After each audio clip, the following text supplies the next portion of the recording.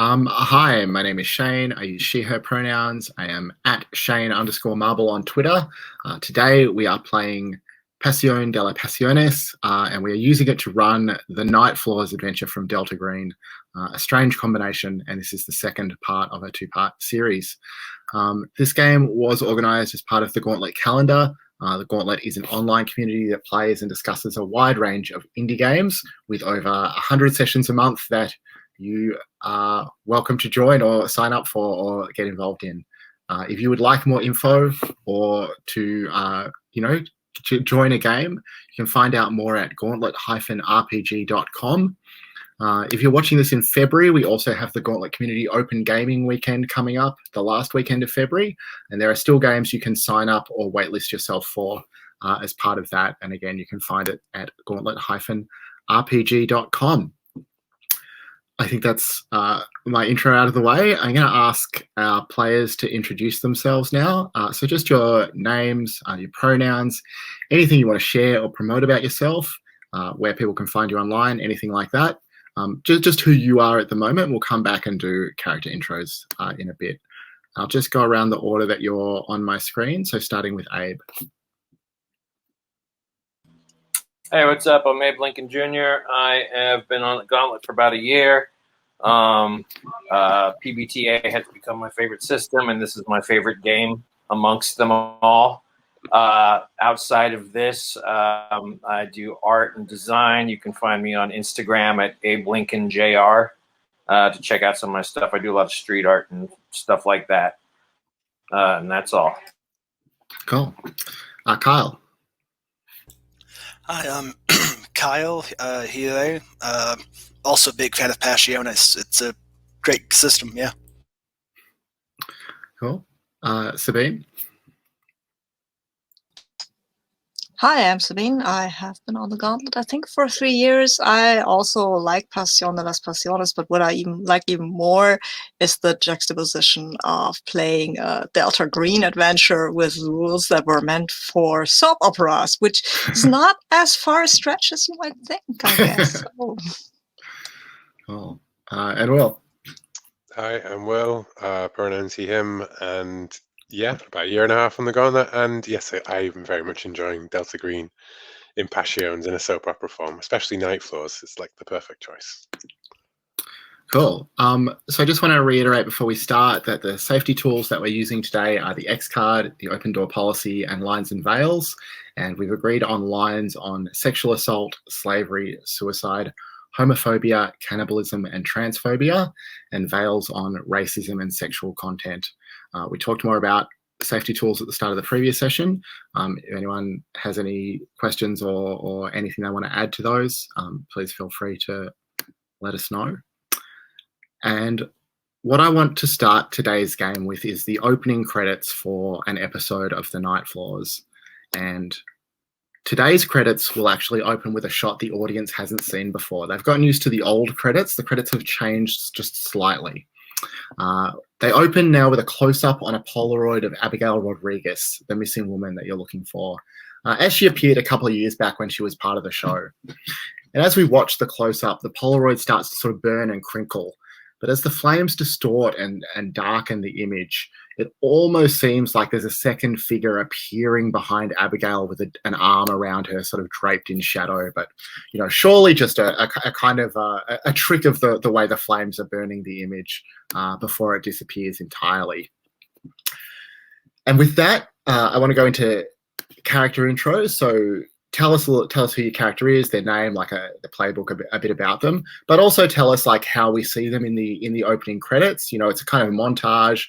All of you get some sort of a shot or a scene that sort of expresses who your character is. And let's, for this, just go left to right across the character keeper. So if it's all right, Abe, we'll start with Roberta. All right. Roberta is a newly minted member of the FBI. Her previous gig was a television news anchor. She's very stylish and woman about town, you know, up on the latest Friends and things like that. Pretty dashing personality unless her sister's involved, and then it's all bets are off. And I'll leave it at that. And how do we see her in the opening credits? Oh, maybe. I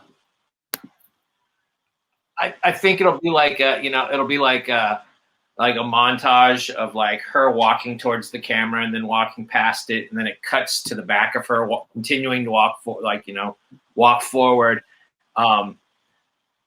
And then she's like, maybe there's a gunshot or something, and she seems alarmed. She kind of turns and turns like 3/4 and looks over her shoulder, and her hair does that big model hair flip thing, in slow motion. And then it just stopped. Perfect. Anselmo. Yeah, I'm playing Anselmo de la Vega, who uses the playbook of El Jefe. He has been the male lead of this whole show for 15 seasons, and everybody's a bit tired of him, I guess. Maybe the actor is a bit tired of the role as well. He thinks very highly of himself. He is conventionally attractive, I'd say. And he kind of tries to steal every scene he's in, or not steal, dominate every scene he's in, actually. In the opening credits, I think we will see Anselmo in a room, kind of ominous shadows lurking around. His 3 goons are hanging about him, and we see like the camera does a sweep of the room, right? And first you see him and these 3 goons behind him, and then his eyes widen and you can see the panic in his face, but he steals his jaw, but as the camera pans around, you see that the goons are gone. Amazing.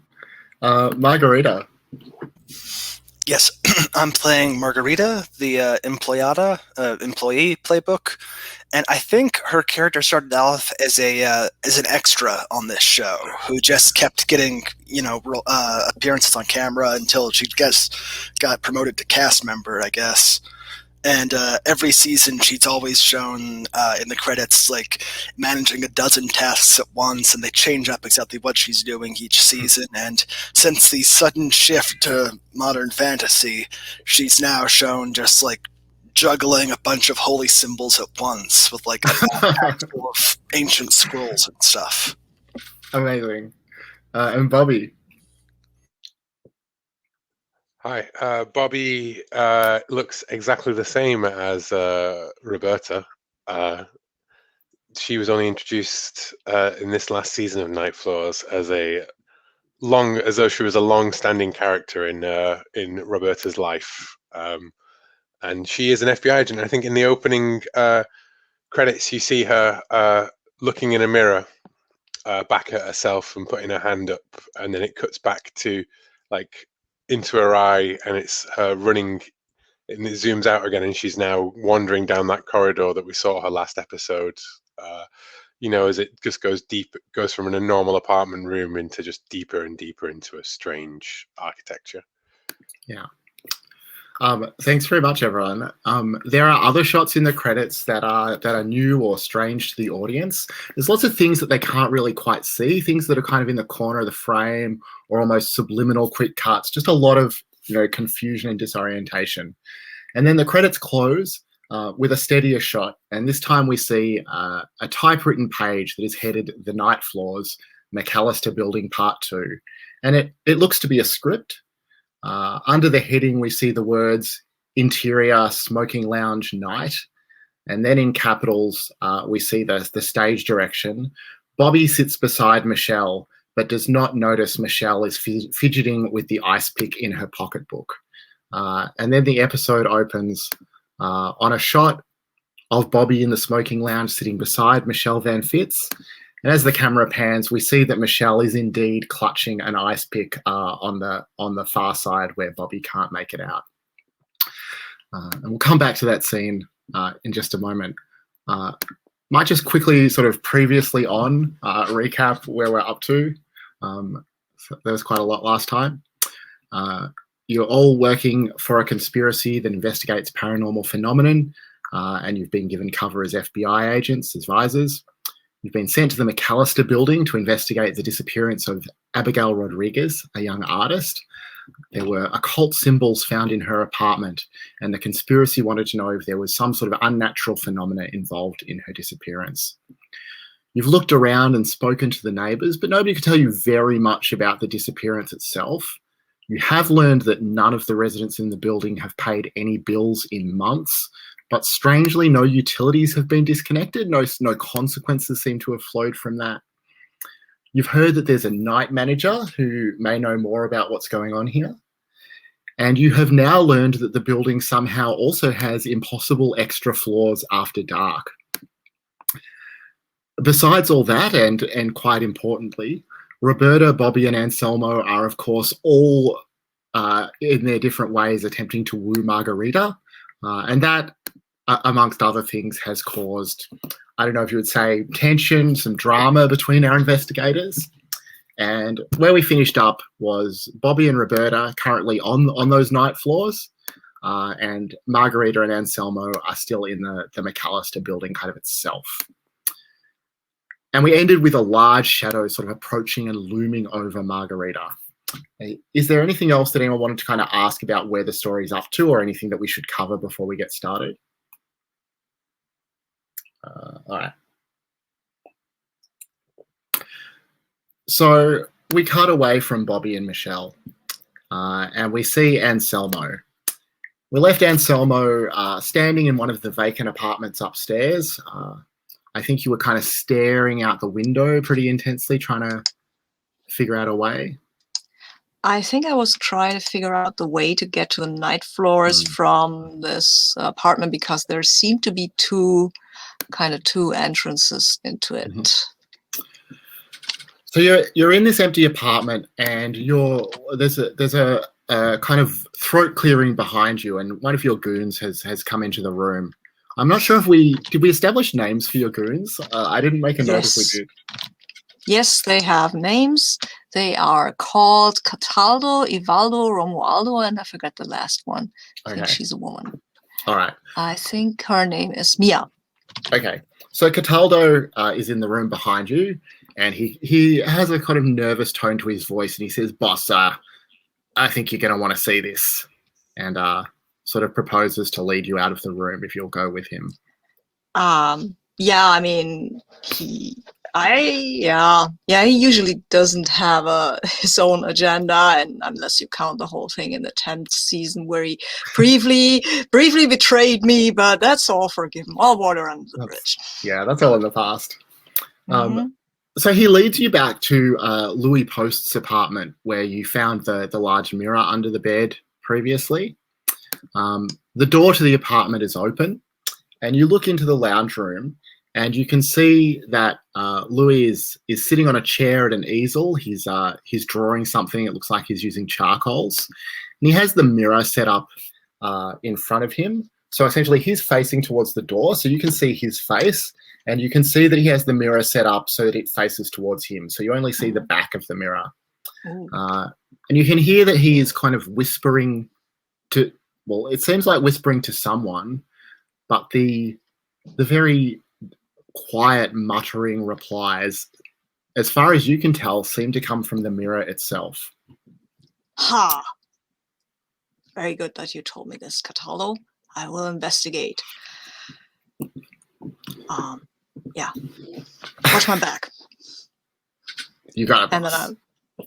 And then I will step into the room and decisively stride into the room and face the mirror. And point at it and say, "Ha!" So you see your reflection, point right back at you, just like a reflection, and say, "Ha." Oh, sorry, it doesn't say "ha." It just it mouths the word. I got a little carried away there. You don't see anyone else in the room, and you don't hear any muttering as you look at the mirror itself. Do I see the image of what was his name? The painter? Louis Post. Yeah. Yeah, do I see is he in the mirror? Yeah, the corner of his reflection is in the mirror as well. Okay. And what is he painting? He's drawing a picture that appears to be, there's two figures in the picture. One of them horribly mutilated, suffering terrible violence of some kind. You can't tell, but it looks to be either Roberta or Bobby. The second figure in the picture is a strange little clown in overalls covered in geometric shapes. And you definitely feel that you've seen this clown before somewhere, but you can't quite place it. Oh, it doesn't matter. I have a witness here, and I will go at him and I will shake him, or not, maybe not shake him, but grab him by the shoulders, try to get his attention, and then I will tell him, "Man, what are you doing? What are you drawing there? Who's this clown?" Do you want to make a move here, or do you just want to sort of yeah, role play I this mean, thing? I want to demand what I deserve. Yeah, okay. And I usually do this because this seems like a good idea. Of course, I don't know if he's loving me at the moment. I would. Certainly is I not. mean, it could happen, you know, you never know, right? But I guess not. Am I offering something of value in return? I wonder if I can tell him something like, "Look, I am an investigator with the FBI, and I will get to the bottom of this, and I will. This will free all of you from whatever is going on here." I don't think that he will value that. So Okay. I don't think that you're going to get Fair a enough. +1 for that. But I am taking control of the Yes. situation. Have you got the roll with me, Lee? Yep. I think I do. It's called repeat discussion fees. Yes. Cool.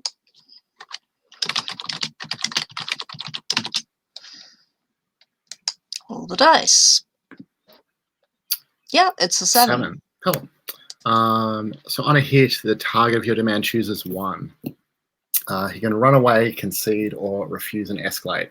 And you were demanding to know who the clown was? Yeah, that was basically what I wanted to know. Or what's going on, or, well, something like that. Yeah, so he will, well, I think he will both concede and escalate. So he will say, he looks you dead in the eye and he says, "It's for you." And after a beat, the phone in his apartment rings. Okay. Oh. I am a bit either bewildered or bewildered. I do not know how to pronounce this word. But okay, so I'm that. But I, of course, will stride over to the phone, pick it off and say, "Yes." The voice on the other end, it says hello, and you recognize it. It's your own voice. And what you say back to yourself is, "I'm at the party. You should be here by now. I thought you'd be here. You need to come and join us. Abigail is here. We're all here." Ha! Are you the clone from the 8th season? Season? Clone? What are you talking about? I'm on my way. I smashed the thing back on the phone, and I will then look at the artist and say, "Where's the party? How do I get there?" He tells you to take the stairs to the roof. And we'll cut there, and let's catch up with Roberta. So, Roberta, we left you. You had just sort of like revealed or switched places with Bobby, and left Bobby in the smoking lounge with Michelle Van Fitz, and you kind of like lurking just outside in a corridor lined with a lot of bookshelves, watching what's going on in that room. As you kind of lurk in that corridor, excuse me, you notice. I'm sorry. You know what? I'm getting a lot of like, it's freezing up. Like, so hold on. Give me a minute. I'm going to see. Yeah, make it freezing up. Oh, yeah. Yeah, I lost you for a second. Yeah, sorry. Sorry, hold on. It's my son screaming in the background. let me reconnect. So why don't you go, and then why don't you jump to the next person, and I'll reconnect, and I'll come back. Sorry about that. Yeah, no worries, no problem. Thanks. So Margarita, you were standing at the doorway to Robert Caroon's apartment with evidence, the dog. You hadn't noticed that heavy footsteps were approaching you from behind, and a large shadow, increasingly large shadow, was kind of looming over you as some sort of figure approached. But you do feel a terrible sense of foreboding, something bad, like coming, like not necessarily coming, like physically towards you, but coming, imminent. Would you like to take a minute to process your feelings out loud? Would that be appropriate? I think so. Yeah. Yeah. Yeah. So, Margarita is still waiting to hear if there's, what's going on in these spooky magic floors that only exist at night, and he says, I didn't sign up for this. I didn't mean to get wrapped up in all this. I'm just a gopher, I do odd jobs for the family, and suddenly I'm in a secret organization investigating magics and ghosts and other dimensions and ancient ruins, and what's going on these days? How did this happen? Evidence looks up at you a little quizzically as you make this speech. But let's see. Sabine, as a member of the audience, are you rooting for Margarita? I mean, I've seen her go through so much, and I feel this. I totally feel this. What is she doing there? She should have her own show. She's so brilliant. I'm totally rooting for Margarita. And evidence. Of course. Will? Yeah, I'm rooting for Margarita for sure. I will root for Margarita, even though I don't know what's going on, but I'm in. Right. And I think, sorry, it's a max +3, so I'll just let you roll there. Got a 13. Wow. Cool. So on a 10+, on a hit, choose one and take one ongoing while following up. On a 10+, set the scene where you follow that information immediately. What will you choose? I want the audience to tell me how to get to the bottom of the mystery of the night floors, I guess. If that's not too... No, that's fine.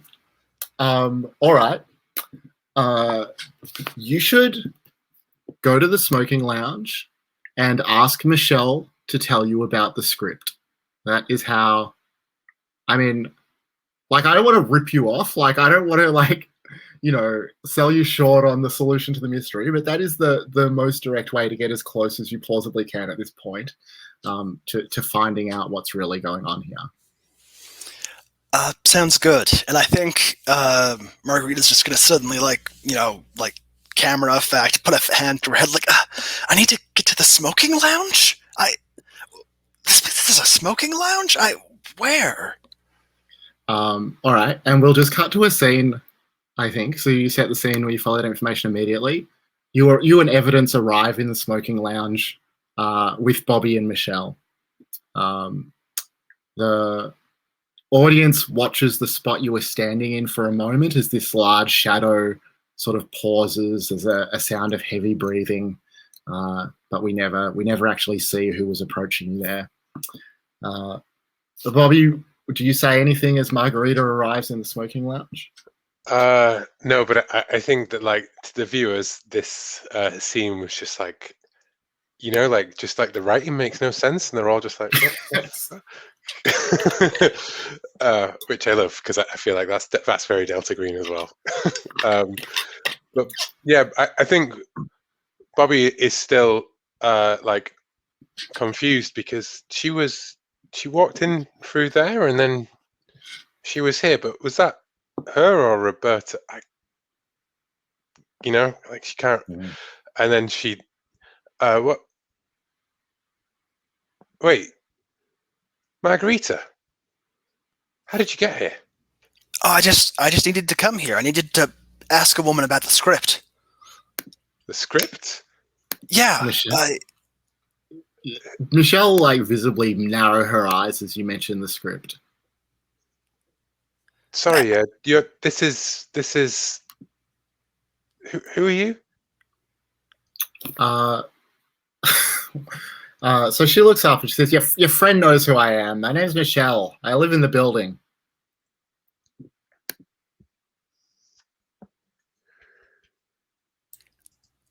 And do you have some kind of script you're working on? Oh wait, Michelle was the one who writes the Nightsea Chronicles, isn't she? Yeah, Sorry. that's right. In my head, for some reason, it was Michelle as in like the French name, like Michel. And I was like, oh, it's a new guy. Yeah, right. Sorry, my memory No, went that's for okay. a second, yeah.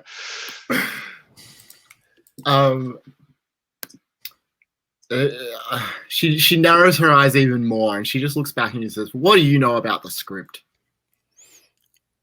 Is it the script for the Nightsea? So that will kind of distract her and she'll start telling you about like Netflix optioning the third Nightsea Chronicle. She gets a little bit excited about it. She's quite distracted from whatever else was on her mind. Margarita, if you want, you can demand what you deserve if you want to try and get her to produce this script, or you can try another move. She seems, I don't know, Margarita isn't one for direct confrontation. I think she's just going to kind of lurk in the background and look around the smoking lounge, trying to make sense of the place. Yeah, okay. So, I mean, you see this, like, very lush, kind of early 20th century looking velvety smoking lounge. There's a bar, there's a humidor, there's a very fancy bookshelf with, like, a wheeled ladder that rolls across it. There's a guy standing on the other side of the room. Doesn't really seem to be watching you, but he's just sort of hanging out. He's having a drink and a smoke. That's about what you see. I might come back to you guys and just check in with Roberta first. How is your connection going?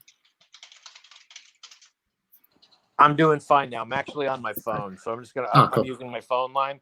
And I'm gonna Cool. roll analog, so I'm great. All right. Sweet. So I think like just before Margarita arrives, you're sort of still lurking just outside this room. You've kind of got your eye on Bobby and Michelle inside. Right. But your eye catches in the corridor that you're standing in, there is a series of framed photos. And each one shows, I mean, you're not looking too closely, but it looks like each one is a sort of full body style portrait of a person. Mm-hmm. The one nearest to you catches your eye because there's a name engraved on the frame at the bottom. The name is A. Darabondi. You recognize that name as the architect who built the MacAllistar Building back in the I think the 20s, Right. and subsequently was involved in a string of brutal child murders. What would you like to do? So that's the only one that's relevant. The rest of them are just kind of random photos. I mean, you can have a look at the rest of them if you want. That's the one that's kind of nearest and that catches your eye. Yeah, I'll take them all. I'll check them all out. See if there's any other. Yeah. Anything else that tips, Yeah. That's me off. So there's a few with names that you don't know. They all seem to be photos of people in kind of 1930s style dress. Each of them is holding a bottle of some kind. The bottles are quite distinct and unique in each photo. There's two other names that you recognize, actually. One is H. Lundeen, and you know that was the original owner of the building, who eventually sort of stroked out on the stairs in a weird silver robe. The last photo doesn't show a person at all, just a strange dark bottle sitting on a stone ground. And that one is labeled R. Chambers. Are all the bottles, the weird bottles, the same in each one of the photos, or? No, each bottle is distinct. Oh, okay. All right. So there's R. Chambers and then the other two. Okay. I guess I will. I'm going to hang back since everybody else is fluttering around in there. I'm going to hang back and observe. Ready to spring into action if need be. Okay. So I think at this point, Anselmo, assuming that you have like taken the suggestion to head up the stairs to the the way that Louis suggested. Yeah. Yeah. You'll meet up with Margarita, Bobby, and Michelle in the smoking lounge. Nice. What do you My say goons as are still- you? My goons are still there, just checking. Yeah, they're like coming along with you. I assume they're just sort of lurking in the background. Yeah, that's fine. They are great at looking at the background. So I'm looking over and I'm going over to them and I'm saying, "We meet in the strangest places, my friends. This is not natural." And I look at the camera straight on. And then I look at, and the look changes a little when I look at it. Like before it was like, I'm intense and this is the thing. And then the second is like what the hell am I doing here? Look. It's more like an irritated, like, ugh, look, but it's not an Anselmo look per se. Margarita, you recently sort of like parted in a tense moment from Anselmo. How do you feel to see him arrive like this? Oh, I am not ready to see him again. I think I'm gonna like hide behind the nearest thing. Hell, I might try to hide behind the bar if there's any space. Sure. You mean hide like don't let Anselmo see you there, like kind of scurry away, or do you just mean like get away from them? Like scurry away, like crouching down beneath the level of the thing. All right. All right. And Bobby, how do you react to this coming and going? And wait.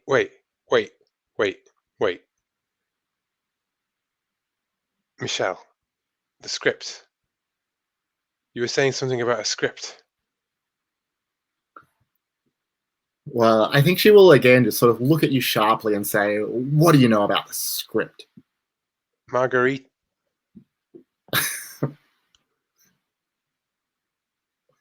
I don't. The script. I just know to tell you about it. To ask you about it. Where's the night manager? Where the fuck are we? What's going on? And I will look at you sharply and say, "Language, Bobby, language." What the beep? The sensor beeps out in this one, and then Bobby just looks like terrified when that happens. And then I think in the next shot she's back to a sort of more dramatic composure, like a more soap opera one. Like, what's going on? Sorry, go on. Yeah. No, go ahead with Bobby, because otherwise Anselmo would totally barge into the conversation here.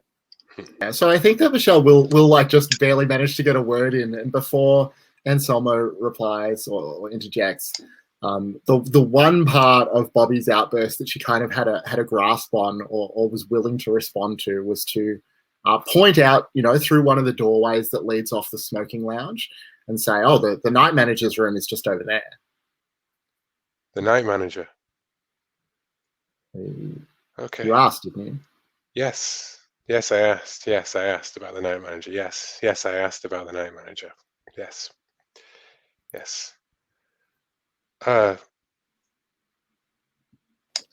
Bobby, why don't you introduce me to your charming friend here? This is Michelle. She writes the Night Sea Chronicles. Oh, I used to read it when I was a kid. Yeah, her forehead kind of crinkles again at the perhaps unintended, perhaps intended implication that she's quite old. And I will say that cannot have been very long ago. She definitely warms to you, and kind of puts her hand out to shake hands with you. She says to you both that you should fix yourselves a drink. The brandy here is very good. Yeah, I will make small talk with her then. Okay. Margarita, are you like fully hiding, or are you kind of peering out over the bar, or what's your situation? I think I'm like sneaking a couple peeks around the edge, but I'm mostly just like, there's too much going on. I'm Yep. focusing on hiding. Yeah, I think that evidence has also like just popped back behind the bar with you, and now that you're like crouched down at ground level, is having a great time just sort of looking at your face and nuzzling at you. Roberta, from outside the room where you have like a kind of broader perspective on all this, you notice that the man who was standing across the smoking lounge has started to slowly, sort of jerkily move towards Anselmo and Bobby and Michelle. And he's moving in this kind of odd way. He sort of takes a couple of steps. He like looks hard at them. He stops. He thinks. Takes a couple more steps. That kind of jerky movement. Do you want to respond to that, or are you just going to keep watching? I am going to get my gun at the ready, and I'll just be. I'm gonna hang back, looking for signs of danger. If he makes any untoward moves, I'll spring into action. Okay. So you get your gun out, and as you do that, you hear a door open about 20 meters up the corridor for you. So not in the smoking lounge, like back in this corridor that you're in. And you hear the sound of distant applause from inside the door as it opens. You see a pair of hands like reach out from the doorway, place a wooden box on the ground, and then slam the door shut. Well, and the applause is immediately silenced as the door slams. Then I'll head over to the door and investigate. Tell me about investigating. Are you just opening the door, or what are you doing? Does the door have a doorknob that I can access? Yes. Yeah. Yeah, I'll check and see if it's locked. It's not locked. It turns easily, and it's all right. I'll take a moment. I'll kind of nudge the box with my foot, see if I hear any like wolverines or anything like that inside of it. Like you hear whatever's inside kind of, knocked around, but it sounds like it's just objects rather than wolverines or anything else. All right, so I'll open up the box and take a look at what's inside. Okay. Basically, there's three things in there. There is a very, very old leather-bound book. The title is in kind of very archaic script that is hard to read, but you think it says Hyro. Actually, I'm just going to type this into the chat, I think, for complete inability to pronounce it. Maybe Hierogymanteia. I don't know if you can see that on your phone. I think I've spelled it wrong anyway. But that's the vibe of the archaic script. There are a dozen glass vials that are filled with some sort of, they look kind of like snow peas, but maybe more of a bronzish color. And there is a large silver robe. Huh. All right. So I Google Hierogymanteia or whatever that word is. Does anything come up? It absolutely does. Let me see.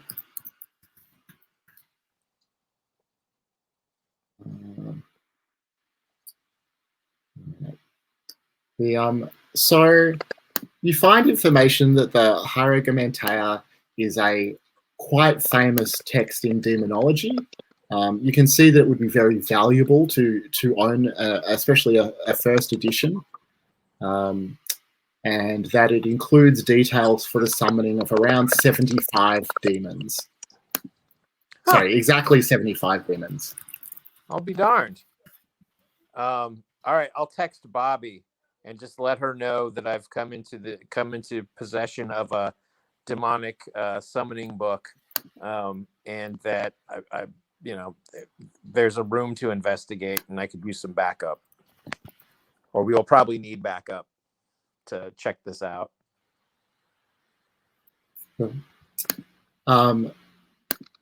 Bobby, you received that message. And I think that Bobby will hold out one hand to Anselmo, and go down the corridor, picking up the phone to ring Roberta, and I guess wander, because we're only talking like a few feet down the corridor, aren't we? So, Well, Yeah. maybe in a normal building. yeah, like 20 meters or so down. But like, I wander down that corridor off into the distance, and perhaps it's the same one that Roberta is down. Mhm. Uh, Yep, you will see Roberta quite a way down the corridor. Yes, standing by a door with a small wooden box on the ground. So I wave her over and I'm like, check this out. It's the weirdest thing. This book, and I'm holding the book and I put it, I'm like, this book is about summoning demons. There's a robe and some weird tubes of stuff in it. I think this has gone from mysterious to weird. no shit, Roberta. You seen where we are? Did you not feel that? But what's happening? Look, are we gonna? I might be your less cool sister or whatever you think I am, but there's a big problem here, and we need to deal with it, and we can't be catty right now. Do you think you can keep it together long enough to figure this out? Because if not, I'll go get. Oh shit! And then it's edited out of the scene. There's a smash cut back to the smoking lounge. Yes, yeah. And so, hang on, she's back.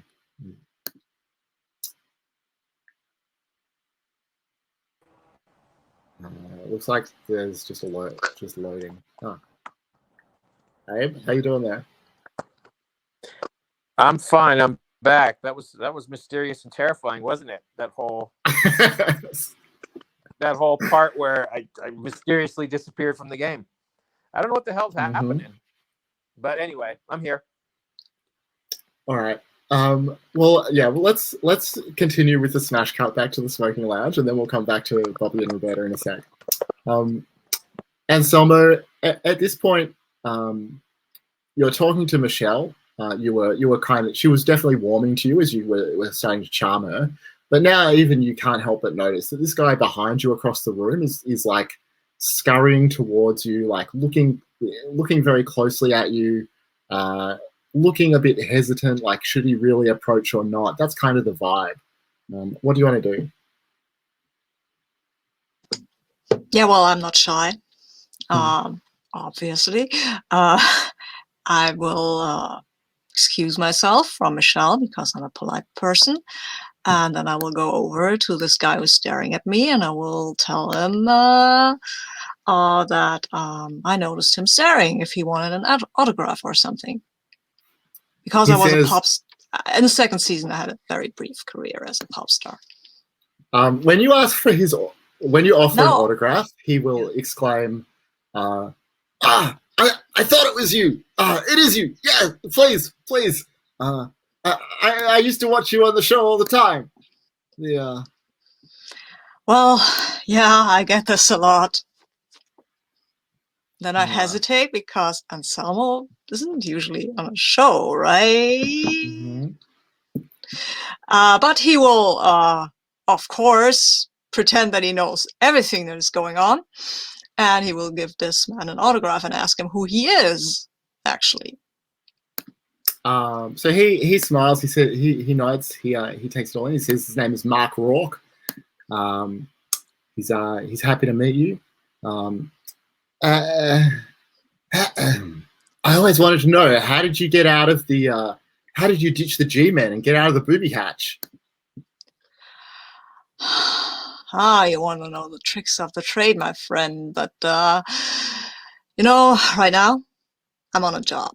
I'm on a mission. I'm looking for Abigail Rodriguez. Have you seen her? I bet he does know something relevant here. Oh, yeah. I know Gail. She's a sweet kid. She lives with a creep of a salesman up on 6. This house had 3 floors, right? House? You mean the hotel? Hotel, but where do we think we are? Where do we think we are? It's the I mean, we're in the Hotel Broad Albion, you enormous ass. Excuse me? What did you just say to me? Hell are you asking? What are you talking about?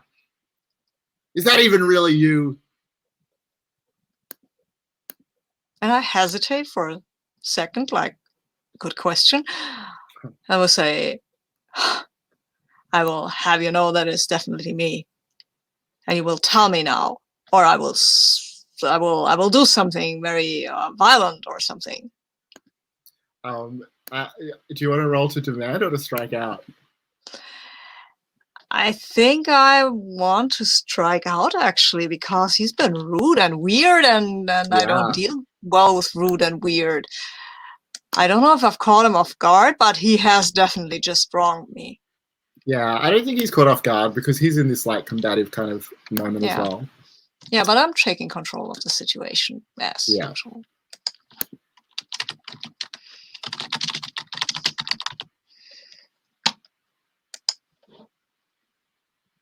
Yeah, it's a 7. 7. So you each mark a condition. Yay. So he visibly calms down as you like strike out at him verbally. He kind of mutters an apology under his breath. Now tell me what's going on, where Abigail is, and where I might find the clown. No, I don't know nothing about no clown. But like I said, Abby is up on the 6th floor. Okay. Well then, my good fellow, enjoy this fine hotel. Have a brandy or 2 or 5. I think as you say that, he will just try and recover the friendly vibe from earlier by launching into some sort of drunken anecdote about, some funny stuff that happened in the hotel when he was drinking another time. Yeah, I will extricate myself from this conversation. But I'm looking now for anybody I know who I might share the whole weird stuff with. Well, I mean, Michelle is still sitting on the couch back across the room. No, I mean one of my fellow investigators. I mean, you know the way that Bobby left. You can follow him out that way. I'll go find Bobby. She's an FBI agent, I think. Margarita, as everyone you know sort of leaves the room, do you stay in hiding there, or what do you want to do? I am going to go up to Michelle and just be like, look, I know you know something about a script, a special script, and I need to know what it is. I need you to tell me about it, and I don't care about the rest. So just tell me already. All right, roll to demand something. Demand what you deserve. I'm offering nothing in return. They definitely don't love me in this moment. No, actually, you are in fact offering something that she wants in return, and she loves you in this moment. So roll with at least +2.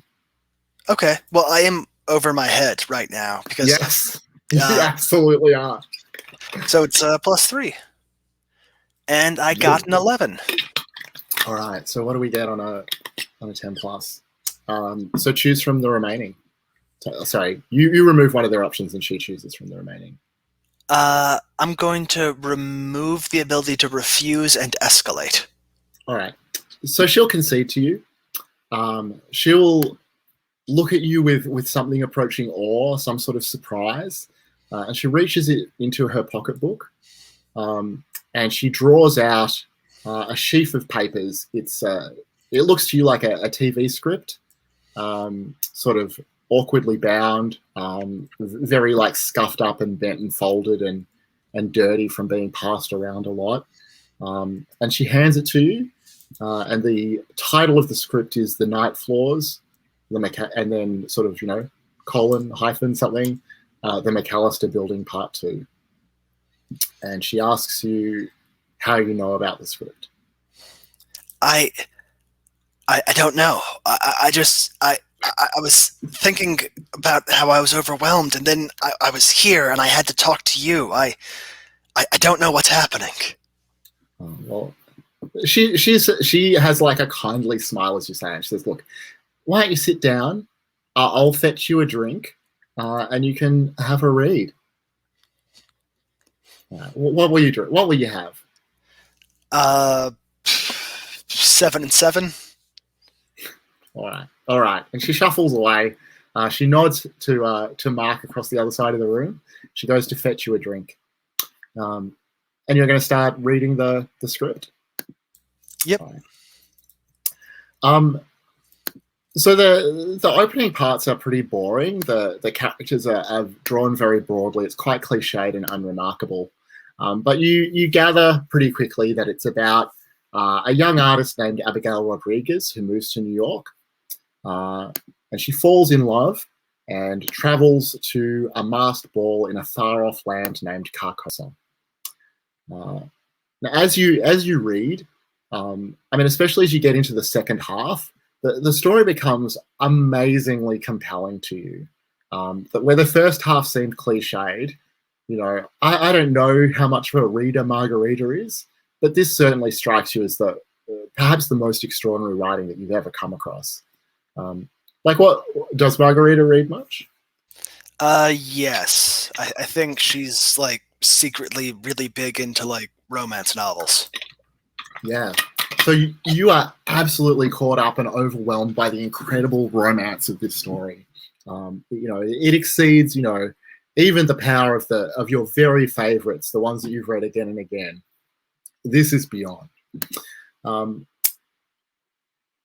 As you continue to read, the story is told in the script of this masked ball. And it culminates in a moment of unmasking. And at that moment, as everyone takes off their masks, Abigail Rodriguez's beloved reveals that of all the partygoers, even though he appears to be wearing a porcelain mask, it is not a mask. It is his real face. And this revelation, unclearly, but certainly in a way that makes sense to you as you're caught up in the power of this story, this revelation signals the end of the world. And you are in tears as you finish reading. And Michelle, you totally lost yourself, but as you sort of come back to the world, Michelle and Mark are both standing over you, and they're looking down, smiling very widely, like waiting with anticipation to see how you've taken the script. Just like sobbing. I'm just gonna gasp out. It was so beautiful. They just nod and smile in absolute recognition. Let's take our first break here. So we'll go for 10 minutes and just come back about 6 minutes past the hour, if that's good for everyone. Or 7 minutes past the hour. Yeah, that's fine. Abe's not made it back Oh, here yet? shit. Oh, sorry. He's just in the waiting room, but I didn't notice. Hang on. I'll just add him and then check in. I think he said it in the chat, but I missed it, and then I wasn't sure if he'd said it the first time and I'd missed it then, and etc. Sorry. I'm back. Sorry, Abe. Sorry, Abe. I didn't notice I've been that you were in following the... along. No big deal. Oh, okay, good. Okay, so 10-minute break, back at 7 minutes past the hour. Everyone good to keep going? So, Roberta, earlier you Googled the name of the book that you'd found. Right. And I'm just going to paste into the chat the actual website that you found. It has... Yeah, so this is actually part of the expanded Impossible Landscapes Delta Green campaign. There is an actual website for the demonology that's part of the campaign. So feel free to have a flick around and see what Roberta might have found as she explored. But Roberta and Bobby, you are standing over this crate of books, weird little seed pods kind of things, and a robe. By the door that someone placed it outside of. What do you want to do? I think All right, so I'm assuming that we've decided to not be catty. Oh yeah, I wasn't being. Yeah, I think it's. I think just look around, and as you go to Roberta goes to open the door, Bobby suddenly like puts a hand on your shoulder and nods and draws her own gun, and you are both on either side of the door, right? And we do a very cliched, entry and clear kind of thing through the door. So you open the door and see that it is just a small broom closet. And then I turn around and I go, Roberta, what the hell? There was someone in here, and I heard applause. Like there's a concert somewhere. You always need to be the center of attention. You always need to make it about you. Always. And I'm striking out with the voice. All right. I don't think I've really caught her off guard, frankly. Mm-hmm. Have you just wronged me, Roberta? I'm not sure. Maybe you were kind of cutting with me earlier, but I don't think that was really that counts. And am I addressing something head on? I think I am. Really? Yes. So that's just a +1. I'll roll physically because of things. Okay. Ooh, that is only a 6. Cool. So I guess I mark a condition, I suppose. Well, it's just a miss. So I mean, I guess it depends how Roberta reacts to your attempt to strike out at her. Like Roberta, if you think that you would kind of yell back or respond with verbal violence, then yeah, I think it makes sense that Bobby will mark a condition here. Yeah, I'll yeah. My thought was that it would be like get back in her face, twice as hard kind of thing, you know. Then I think I will mark cornered because I think that you start to see that Bobby is cracking, trying to acknowledge this head on. You know that this closet, it wasn't a closet a second ago, and where are they and what's going on and all of that, right? And she's penned in by it. She's trying to rationalize it, and it's not working. Yeah. Come on, we need to see the night manager. The night manager will know where Abigail is. So as the shouting dies down between the two of you, both of you distantly hear another yelling voice, like somewhere down the corridor. You can't. It's hard to make out what it's saying, but Roberta, in particular, it's meaningful to you because you had a little look through the demonology. It's some sort of ritual. Someone's yelling about invoking and conjuring. You think you hear the name Pasión, which you recognize from the website that you looked at. What do you want to do?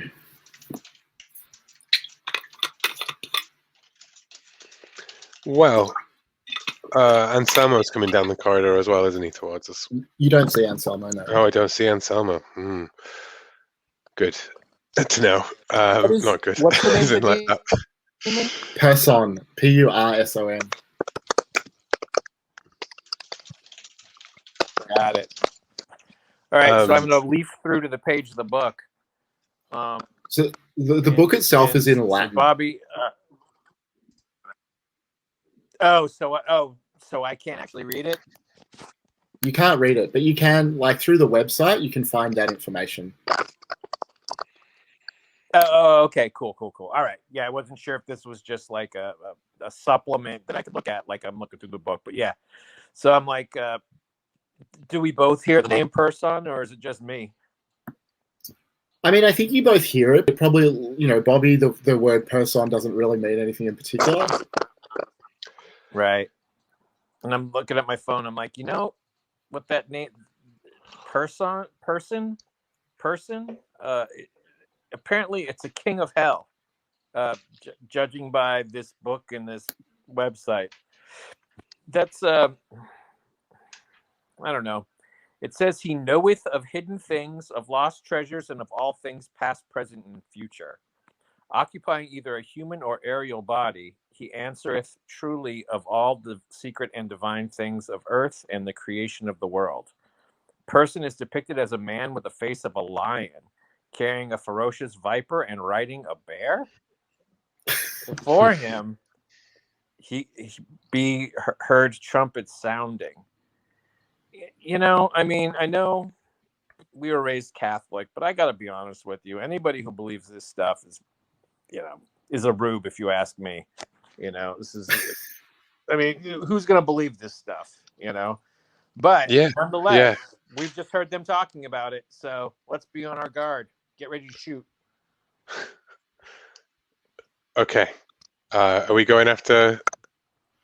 Let's go. Where is the voice coming from, person? If I'm just like, no, we need to go. We need to find the others. The night manager, Abigail. We can't just run around here, Roberta.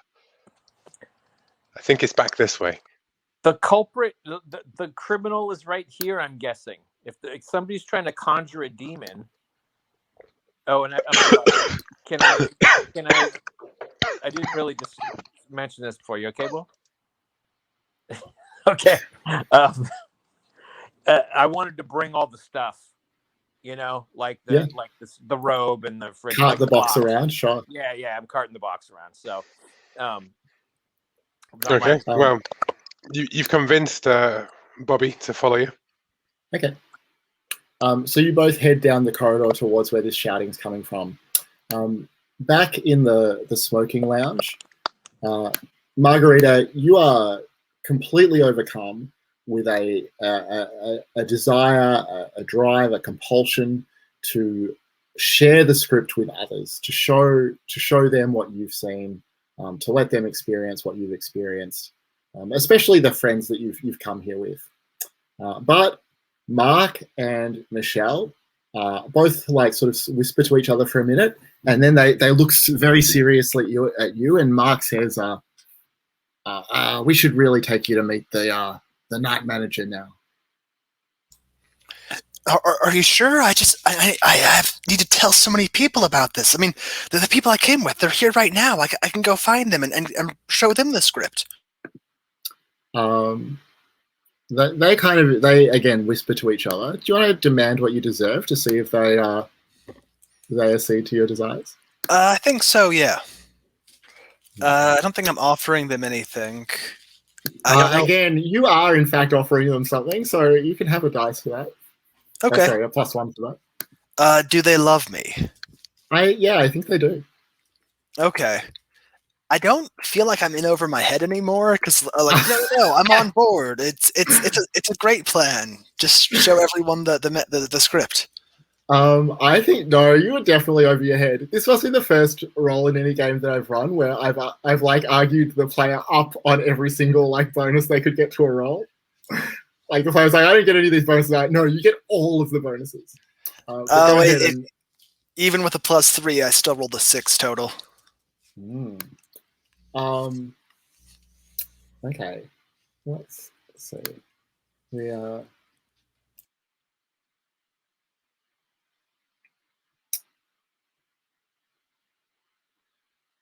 Sorry, I'm just thinking about what makes sense here.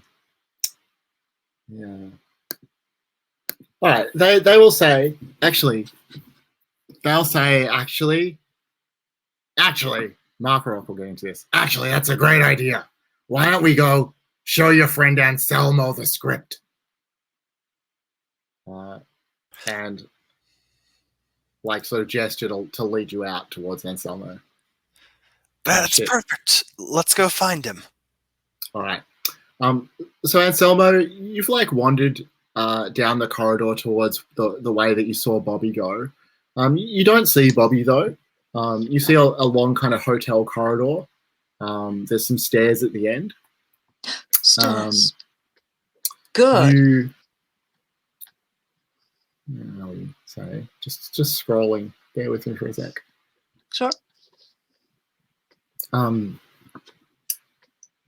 And you see a tall, balding Caucasian man in a short sleeve button-down shirt emerge. He comes out of a door not far in front of you, and he walks quickly away from you. Do you want to interact with him or just let him go? Huh. He's not a clown, right? He does not. I mean, he's not wearing clown suit. He's not in a clown No, costume. but it would, if he was wearing a clown suit, he would not be the clown I saw in the painting. No, you don't think so. You have the impression that the clown in the painting is a small person, like a child. Oh. Okay. There's a staircase, right? There's stairs at the end of the hallway. Yeah. Yeah, I'll go to that staircase because maybe I can get to the 6th floor. And while I would enjoy or like having my comrades about me, so they can witness what I'm doing, but maybe I guess I don't really. Yeah. Damn it! I'll just go in alone. Like, All right. and I will start at least an internal narration in a kind of noir voice. And maybe it's even allowed. I'm clear. Yeah, do you want it to be allowed? It probably is allowed. I know Anselmo will be like, he was alone at last, facing that final mystery, the 6th floor. With a feeling of trepidation, he walked towards the staircase, feeling the gun heavy by his side. He had not shot someone since the 7th season. Not really. Amazing. Margarita, as the audience at home, are you rooting for Anselmo? Absolutely, yeah. Will? Yes, I am rooting for Anselmo. Abe? Yes, I'm on this edge of my seat. I can't wait to see what happens next. All right. Roll. Nice.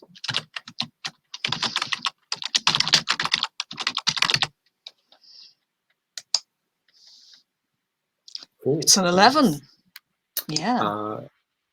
So on a hit, choose one. Yeah, I just have to get my thing here to open up. There it is. Audience, crucial event going on outside. See how I might find love with the partner of your choosing. I think that would be no, not right now. The audience tells you how to get blank to blank. Well, yeah, I would like to know. Oh, I would like to know how I would get to the clown. Okay.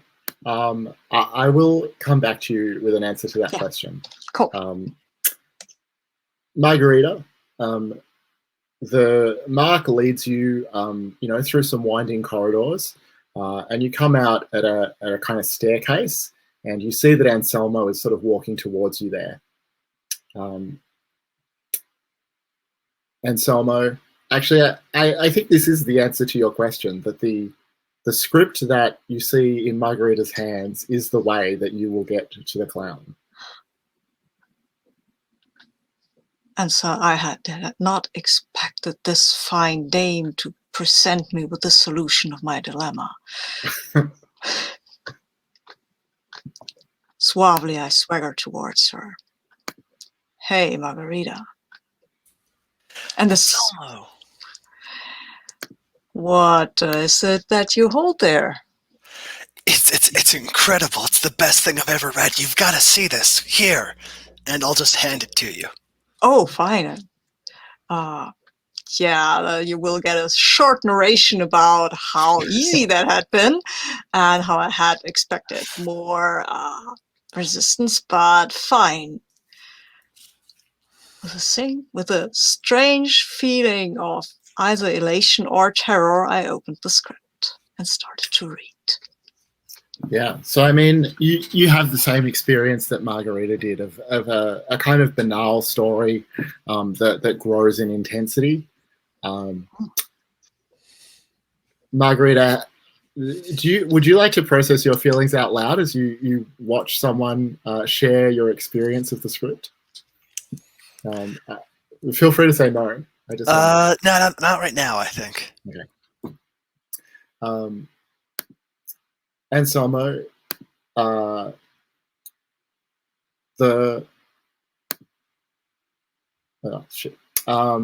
you again Oh, I'm losing everyone today. Here we go. The script is overwhelmingly delightful to you. Again, like, tell us about, like, does Anselmo read? Like, what's his taste in books, if any? Of course, Anselmo reads. Well, presumably Anselmo reads. You have, if you'd ask him, of course he reads. He has a I assume he would say he reads. He has a huge library, at least, and he was at a book auction once, and he has on the occasion shown some awareness of literature because it was written into the dialogue, really.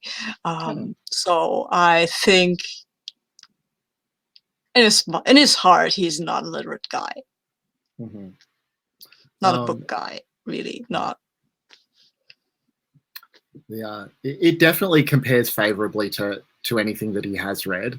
I mean, I imagine, tell me if this feels wrong, but I imagine that Anselmo is perhaps working on his own memoir, and you think this script might even be finer than your own memoir. That is hard to imagine, yeah.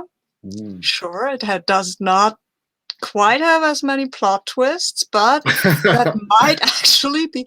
Oh, I know what happens. He puts it. He lets when he's finished, he looks up at Margarita and says in a very non-blustery, serious, non-threatening voice, "This is better than everything they've written for us, Margarita. Than everything they've written for us. Wish I could play this."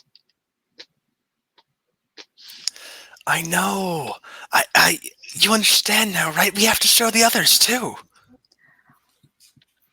Yeah. And then he recovers his Anselmo persona and is like, "Oh, of course we have, my dear. We absolutely do. Yes, I think if Bobby and Roberta, or Roberta and Bobby read this, they would finally understand. I was looking for a clown, but Bobby and Roberta just might do." Great. Mark will kind of look at you both awkwardly and say, I really think that we should go and see the night manager now. That feels right. Is the night manager moonlighting as a clown? I mean, his hair is pretty wacky. I don't know if I'd call him a clown. No, the clown I'm looking for is different. And we've lost Roberta again. She keeps disappearing into the night floors. So Mark will like kind of try and like take you both by the sleeve and start leading you away. Do either of you want to make any sort of move to resist?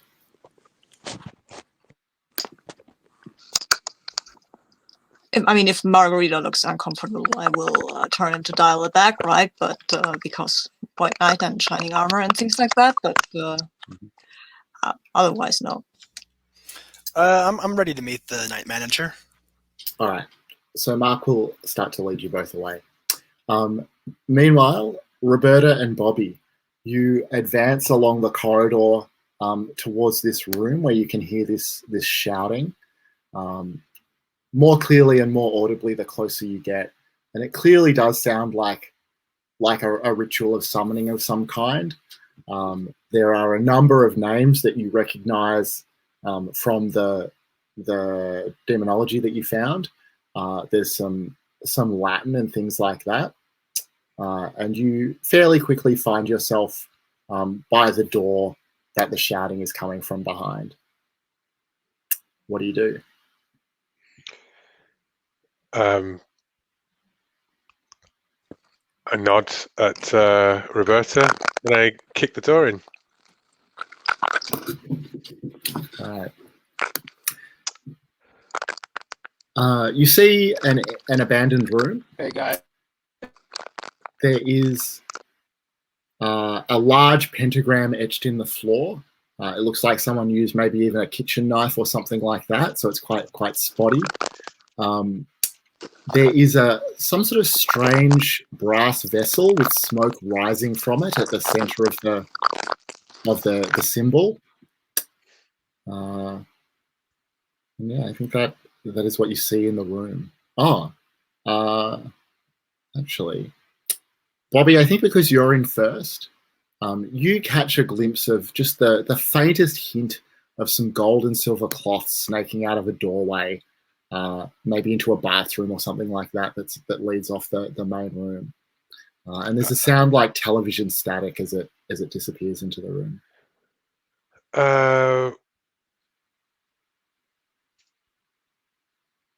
I'm just looking at my moves. Size up when I try to spot someone out of place. I can ask one of these questions even in a miss. What's their way out? What are they trying to hide? Where is the nearest weapon? Mhm. But, you know, basically I'm going to run after them. Like, if I see something moving, I just, like, run off, you know? Do you want to roll your move, or do you want to just play it out? Just play it out, I think, because, you know, I feel like some of these assume logical geography, right? Linear geography, yeah. So you chase after this movement that you see, this like trace of movement. You don't see a figure in this small room that's off the main room that you've come into, but there is a piece of paper on the floor, typewritten with 2 holes punched in the side, like it's meant to be in some sort of ring binding. I pick it up. So it's a page from a script, and it details a conversation between a character named Margarita and a character named Anselmo. Anselmo is saying that this is better than everything they've written for us, and Margarita is saying that, yeah, we have to show it to the others. Sorry, can I just take a 2-minute break? I just need to check whether my partner needs something. Bear with me for 1 sec. Yeah, sure. Hey, apologies. I think I'm getting grief from StreamYard because I always have problems with it. Like, I was on my phone without internet and it was still breaking up like crazy. So I don't know. Yeah, I've had trouble with StreamYard myself, so I don't know. But I apologize for breaking up the flow of everything. My fucking line cuts out exactly when it's time for me to do something. So I'm really sorry. Kind of adding to the atmosphere, to be perfectly honest with you. Cosmic dread. Yeah, just to recap what happened when you dropped out. I kicked in the door. It was an empty room with a pentagram. There was a brass vessel smoking in there, and Bobby came in first and saw out of the corner of her eye yellow cloth that snaking through a door, and ran after it to come into another empty room with a hole punched page from a script detailing 2 characters, one named Anselmo, one named Margarita, who are reading a script within the script and saying about how good it is and how they need to share it with people. And then I guess you come in through the door behind me, right? And I'm still staring down at that piece of paper. Okay, and then so I guess I will, since I just came in, I'll check out that brazier where the that pot thing in the middle of the room, and I'll ask Bobby what's happening with that. What are you staring at? Well, let's find out what's with the brazier first before I do anything else. So because you were just looking at it, you recognize that the brazier is etched with the symbol of Pasión, and the smoke sort of it stops smoking as you take hold of it. Is there anything inside of it, like ash or blood or any snakes or anything cool? There's no trace of anything that could have been burning or letting off smoke inside it. What the hell have we gotten into, Bobby? Roberta, the script, it's got Anselmo and Margarita in it. What? Wait. Don't you remember? Weren't we warned about a script? And I'd like to try and do a flashback. Nice. Yeah. Or Hey. no, flashback to preparation. No, reveal a shocking truth. I think. Yes. All That's the right. one. Yes. Cool. Whoa. So I mark a condition and then roll with condition. So I mark another condition. Probably obsessed. I think that seems like That seems appropriate one. correct. Yes.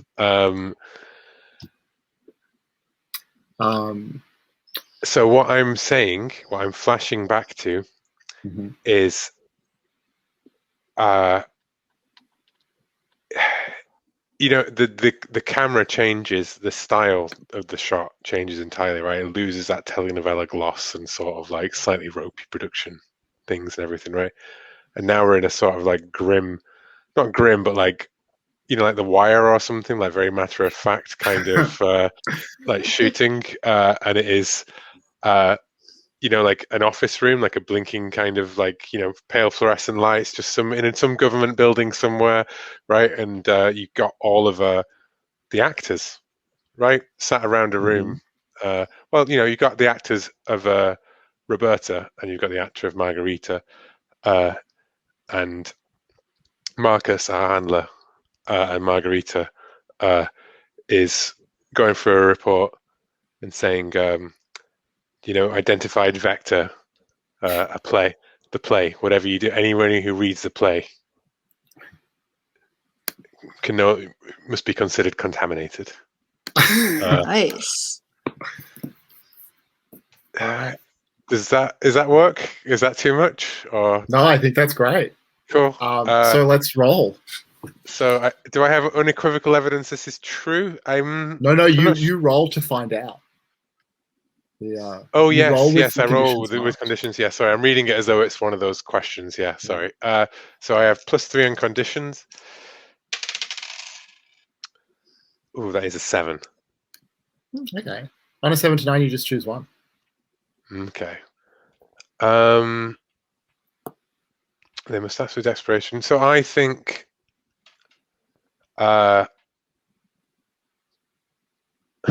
introduce a shocking new character who has my back. Abigail has my back. No, I think unequivocal evidence this is true. The script, right? Like the page in my hand, sort of. I don't know. Maybe there's. How could I have unequivocal evidence this was true? I think that the unequivocal evidence that suddenly unfolds before you is that the scene you just described, it's not just something that happened elsewhere. There's a television in the room that you're standing in, and it abruptly switches on, and you watch, both of you see this scene play out. Quite incredible, watching, the single actor who plays both of you, looking like maybe a triplet, like one of you. It's very unclear. And as the scene comes to an end, the VCR ejects the videotape, and that videotape that's just been playing is the unequivocal evidence that it's true. Yeah. Night floors, like scrawled in felt tip on the whose the handwriting is that? Yeah. And I think as you like reach towards the TV to grab the video cassette, you also notice that behind the television there is a sort of tall but narrow fracture in the plaster, and it opens onto what looks like a cave on the other side of the wall. And it is clearly impossible in the location that you are, far above the ground, for there to be a cave beyond the wall. But we'll come. Well, sorry, Roberta, how do you react to this? Watching this scene play out? I do that dramatic thing where I grab my head and my hair is all like tussled up in the clumps in my fists, and I'm like, "What is going on?" That seems very reasonable. I think maybe that you should roll to act with desperation here. Okay. Just to continue despite the extraordinary, impossible cosmic horror unfolding all around you. All right. Let's see. Sorry. It is act of desperation. Am I doing this for love? No. Are you doing this for vengeance? No. So it's just a straight are you roll. trading on the reputation? Is that it? Are you Oh, taking right. advantage of Am your I twin's trading on the reputation? reputation? No. I mean, not really. I'm just freaking out. I mean, maybe I'm going to fold and lean on Bobby to get me through this, but I don't know if that's trading on, like, I'm not trying to get over pretending to be Bobby, so. And I rolled a 6. Whoa! Oh. Well, I think that you should mark a condition. That's good. Yeah, which I Oh, think wait a second. I have all of my shit checked off. Yeah. So that means that you're going to have a meltdown. Well, that's a good reason to grab my hair and scream what's going on. Yeah. I'm kind of like going, oh, that sounded like a meltdown. Maybe that's not a good idea. But it seems very apropos. It absolutely does. Tell us about your meltdown. All right, so it's for too long. You've measured your success by your twin. No more. You claim the thing that they most treasure. Maybe you enjoy the riches or the power of the delights you stole. Maybe you light it up and watch it burn. Tomorrow you surely have to face your twin, but tonight you'll show that you can take their life if you wish it. I could take their life? I mean, I think that in this moment, Bobby looks so happy to have found this videotape. I think that maybe you see that as the thing that they most treasure. If that makes sense to you. Or is there something else? I'm trying to think. I would suggest that the thing that maybe Bobby treasures most is solving cases, being like the lead FBI person, right? So I'm wondering if, in the sort of hysteria of this, Roberta like wrestles with Bobby and knocks her out and takes her FBI badge. I was just thinking that, and I didn't want to kind of volunteer it because, like, I was thinking maybe I would bonk her on the head with the satanic brazier, and then hide her, and then whatever, and then maybe I'll switch clothes with her.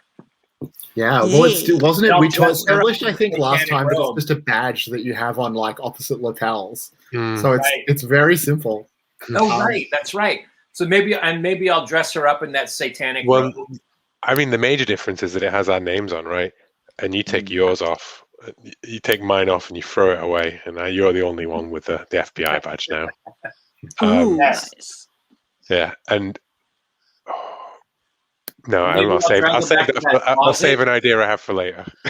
Maybe I drag her back to that closet where I first got the box, because that's I think we've got to roll. I think we've got to make the move first. So you're going to have to roll to strike out with violence. Is that? Right. Good point. Oh, I thought meltdown was like a moment of truth in Masks. You just narrate what happens. Yeah. Oh, really? Is that how people have played it before? I haven't triggered a meltdown in any of my games yet. So. Strike out at someone. Have they caught me off guard? Have you caught them off guard? So I think. Have I caught them off guard? Yup. And have they just wronged me? Yep. They stole my boyfriend in middle school, amongst many other things. Sure. And then, am I taking advantage of my twin's situation? Yep. That's a +3. 10. I got a 10. All right. So you take something from them or avoid marking a condition. So I think you'll put a condition on Bobby. You avoid marking a condition yourself, and you take something from them, which in this case it sounds like will be the identity or identification. Nice. And that does complete. Sorry, I was just looking at the rules while we were working that out. You've completed the action of your meltdown, I think, so you can unmark all your conditions. Yep. And also, I think part of it, like when I've come up after I've taken the badge and have transformed, like my hair is still a mess from when I was like grabbing onto it, and also I have like crazy mascara running down my face. So like I look totally crazy. Yes. Yeah. All right. And then what? You emerge from the room. Do you have a plan for what you're going to do next? There was nothing in that room, right? Well, there's other than the brazier, and then there was the person that bailed out of the room, right? But there was like nothing else in the room besides the brazier and the TV and the VCR. there's there's a crack in the wall behind the TV that seems to open onto a cave. That's the only other thing in there. Oh, wow, that's something. I thought you just meant it was like a crack in the wall, like not like an egress. Yeah, sorry. No, you're right. It's not an egress. It's not wide enough for you to like climb through or anything. You could maybe put your hand through it, but certainly not actually climb through it. All right. So I guess I'll go over there and I'll check out the TV, and then I'll turn on the light in my phone and look inside the crack and see if I see anything. Yeah. So again, it looks to be a cave that's deep underground. That of course is impossible. That's what set off your whole meltdown there. There are small chest-height alcoves that contain bottles of every description imaginable. There's glass, ceramic, steel. Inside, you can also see there's some digging equipment. It looks like it's been used to open up this crack in the wall. And you also see that the nearest bottle to you is the bottle that you saw in that photo outside. That had your own name etched on the frame, and the bottle that you see just on the other side of that crack does have your name etched on it. And there's no way I can reach it? Yeah, there's no way you can reach it. I mean, you can tell me what you want to do to try, but it's certainly out of reach. If you stick your arm through that hole, you can probably just barely do that, and your fingers still aren't quite going to reach the bottle.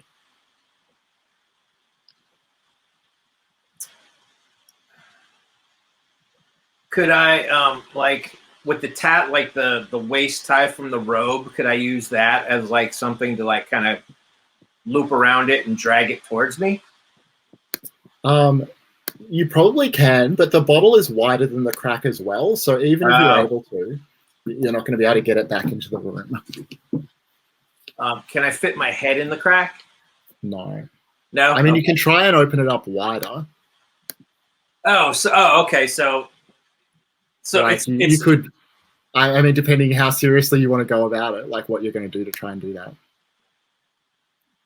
Can I reach that digging material, or is that behind the wall too?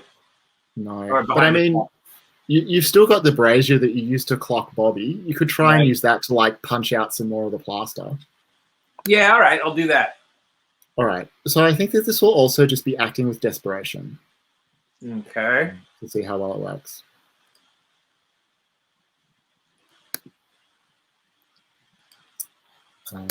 So, not doing this for love or vengeance, I would think. I don't know. I'm kind of like, can I get off on the get away with the it's all vengeance because I'm paying back Bobby for being the better sister. Yeah, okay. Sure. I would encourage this level of spite for sure. And am I doing it for love? Yes, I love her, but I hate her. Since I'm pushing it. All right, why not? All right, and then am I? I'm not capitalizing on her fame on this one. Mm-hmm. 7. 7. On a 7 to 9, the MC will give you a worse outcome or an ugly choice. So nice. I think that like it's up to you. You like start battering in this crack in the wall, and you do widen it enough to reach through and grab the bottle, but you can see that the rocks on the other side are starting to collapse. And if you grasp for the bottle, you're going to be at least temporarily pinned down by the falling rubble. Or you can just hold back. You can just let it collapse. Well, I wouldn't have the bottle. It's got my name on it. That's right. So I haven't stopped crying. I've gone off my nut over here. So yes, I'm going to totally grab the bottle. All right. So you grab it, and as you do, the rocks fall on you, painfully, but but not life-threateningly. They pin you to the ground. Am I The in the bottle room is- now, or did they fall in the room I was already in? Yeah, I think you're kind of like hanging across the threshold. You're like half in and half out of the cave, half in and half out of the hotel room. I imagine that you have the bottle in your outstretched hand, Yes. but you can't like bring it closer to your face because the rocks are pinning Yep. your arm down. Absolutely, that's exactly what I was thinking. All right. So let's check in with Anselmo and Margarita. The two of you, Mark leads you, back via the smoking lounge, offers you each a drink on the way through if you'd like it, a cigar, and then takes you out a different exit to the one that you left through before, to a door quite close to the smoking lounge that has a little nameplate on it that just says the night manager, and he knocks on it.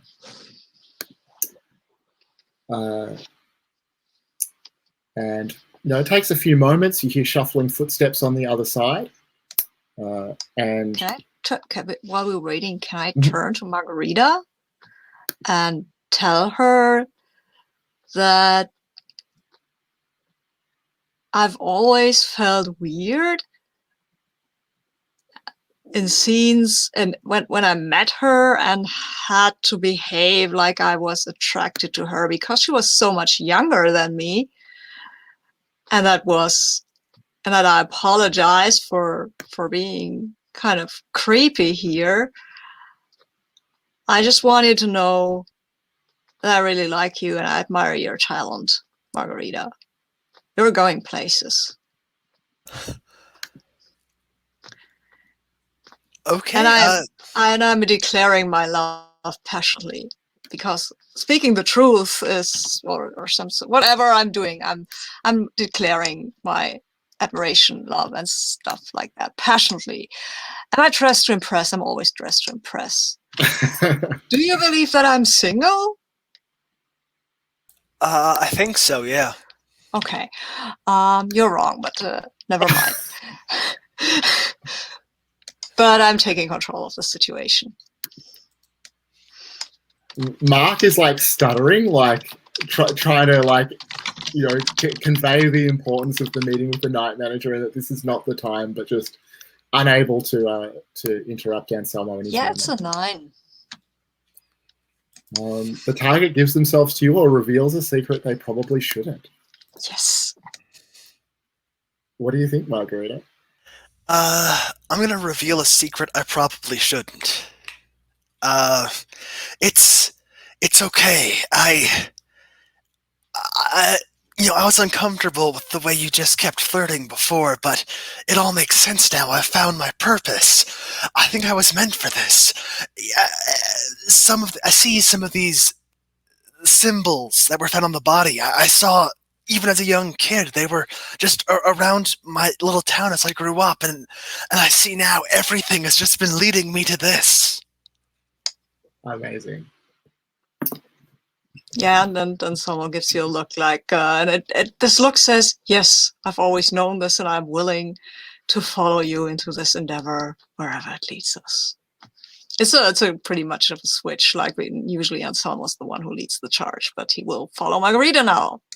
Can I make a suggestion for Michelle, who said, as Mark's complaining, she just goes like, "It's all in the script." And so the door opens at this point. A small, frail, elderly man opens the door to you both, to you all. He has sort of wild, white, unkempt hair. He looks a little bit Einsteinish, and he's dressed in kind of fine, late 19th century clothes. And he speaks with a kind of unplaceable European, maybe Eastern European, accent, as he says to you all, "Hello, please join me inside," and ushers you into his sitting room. And I think from there, the camera cuts to Bobby sort of half waking up in this closet where Roberta had dragged her. It cuts from there to Roberta pinned under this pile of rocks, still like trying to figure out a way to bring this bottle close to her face. Cuts to Abigail. We can't really tell where she is, but there is the sound of beautiful music. There's and revelry. And we cut back to that room where the actors that play all of these characters are sitting around looking at pages of a script, and just with a great wave of despair washing over them all, a feeling of dread and foreboding, a feeling of the ending being near. And then I think we see the audience just looking at disgust at this TV show, totally confused, totally disoriented, with absolutely no idea what's going on. And then we'll cut to a commercial for our last break, and just come back about, maybe for, let's say, 5 minutes past the hour. Clearly, Roberta hit breaking point in Delta Green rules, right? And fight, flight, or freeze. No, yeah. I'm pretty excited that it worked out so well. Yeah, I like The it. fact that I got to assault my terrible sister made it even better. I was thinking that perhaps like the thing now that's open is that you have either badge, you know, like if you want to portray yourself as me, you have my badge kind of thing. You know what I mean? Maybe I have your badge if you want to say that like I'm you or whatever. Just like the camera doesn't show our badges' names anymore until it becomes dramatic. Yeah, well, I have that move where I can flip. So Yeah, but I mean, like even more so, right? Like you can pin it on me rather than What? The audience will get terribly confused. Oh yes. I think this is probably the last season of this soap opera. Definitely. The fans are gonna run away in droves. Yeah, but there will be a weird little cult following. Well, this is when it starts to pick up a lot. You know, like it loses its main audience, but then it gets repeated at some point, and people are like, "Wow, have you ever seen the last season of this? It was really like experimental." And they pass bootlegs of it around and around, and it spreads. And they speculate about what it means, and there's a lot of weird fan fiction. Yeah, one day someone finds the screenplay. Anyway, let's. That's for the movie when they do the major motion picture. Right. Picks up where this left off. Have we all seen In the Mouth of Madness with the John Carpenter movie? Love that movie. Yeah. It's the best Lovecraft movie that I've seen. Yeah, for sure. Yeah, there's a Trail of Cthulhu adventure about a Hollywood studio that's trying to make a production of like the Necronomicon or something that will destroy everyone's sanity. I always thought it would be cool to take that concept to the King in Yellow. That's great. All right, everyone's back. Are we all ready to keep going? Yep. Right. So let's see. I think we'll start with Bobby. You wake up somewhat disoriented. You know, your head's still ringing from being like clocked from behind. Mm-hmm. As your eyes adjust to the light, you see that there are bookshelves all around you, and you realize you're in some sort of secondhand bookstore. You hear some way away an accented voice say, well, thank you, Miss Rodriguez. I hope you enjoy the book. And the sound of like a bell ringing as the door is opened and someone leaves the store. I like, like leaning heavily against the bookshelves as I come around the corner. I go, Abigail. But I imagine I don't see Abigail in front of me now. You don't see anyone. There's a man in the aisle that you turn into. Attentive audience members recognize him from the photo that Roberta saw of the architect and murderer, but I don't think that you recognize him. He's just a man in the aisle. What was there a woman here? He looks a little confused and surprised. He's dressed in, dressed in the 30s style, wearing this kind of very clean lavender suit. He just looks at you kind of rudely and goes back to his browsing. I go over to him and I grab his shoulder and pull him around, and I like push him up against it. And I'm like looking him over, and I'm going to try and spot something out of place in someone's personal space. Yeah, great. I am taking it head on, so that's a +1. I have not been intimate with this person recently. I'm not so sure I'm free of other distractions either, frankly. Yeah, I think you probably are pretty distracted at this point. Yeah, so that's just a +1. Oh wait, but I've got conditions, haven't I? Sorry. So yeah, me too. I have a +1 to spot something, so that's a +2 in total. Which is a 9, which is then a ask 1. Is that right? No, on a 79, you ask 2 and he asks you 1. Yes. So, my first question is, and I think this was something that Bobby did before she, like when he ignored her eyes narrowed and she looked around, is where is the nearest weapon? She hasn't got a pistol anymore. It's gone.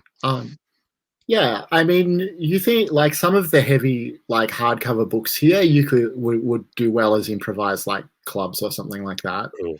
Can I suggest that there's maybe a rather stupidly sharp-looking letter opener on the along the table of books next to me, right? Like, sure. Just odd and gilded and kind of like odd Baroque style, right? But like. Yeah, I think it's maybe like a very old-fashioned box cutter even. Yes. Yeah. Very old-fashioned box cutter. Yeah, I like it. Yeah, and my other question is going to be, how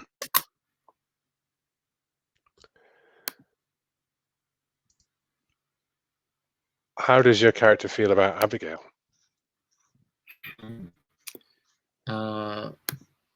And that's, I'm pretty much like, I heard you say Abigail. Tell me right now when I'm like, hand clenched on the box cutter. I mean, you actually heard him say Ms. Rodriguez. I heard you say Miss Rodriguez. Yes, I heard you say Rodriguez. Abigail Rodriguez.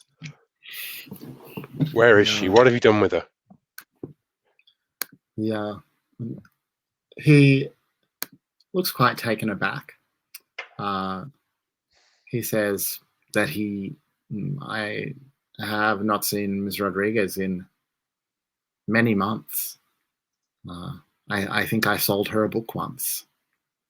And he will look at you, so he gets to ask you a question now. Mm-hmm. What would he like to know? Yeah. He will ask, like this isn't just from the GM, but from him directly. Mm-hmm. How do you feel about divinity? How do you feel about the divine?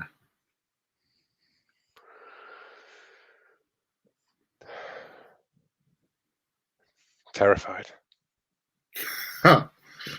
You are wiser than you seem. Yeah. I believe that buildings might be made to approach the divine, and in so doing be imbued with divine properties. What do you think of that? I think I don't know where the hell I am. I was in a building in New York. You are still in a building in New York. This is a bookshop. I was in an apartment building. He chuckles. He says, well, no, as you see, you are in a bookshop. Do you know the night manager? I do not believe the store has a night manager. We close at business hours. Shit.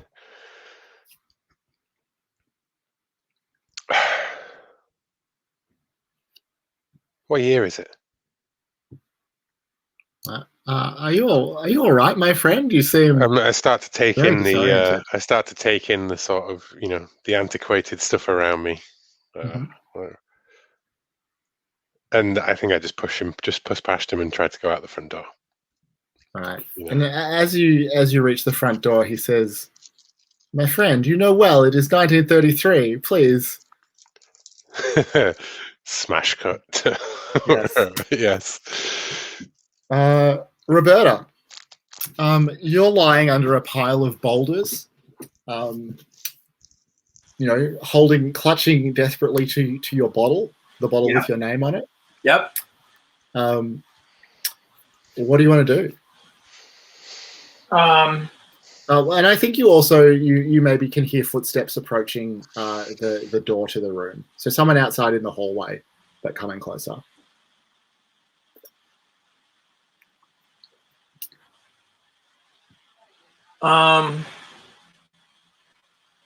One moment, please.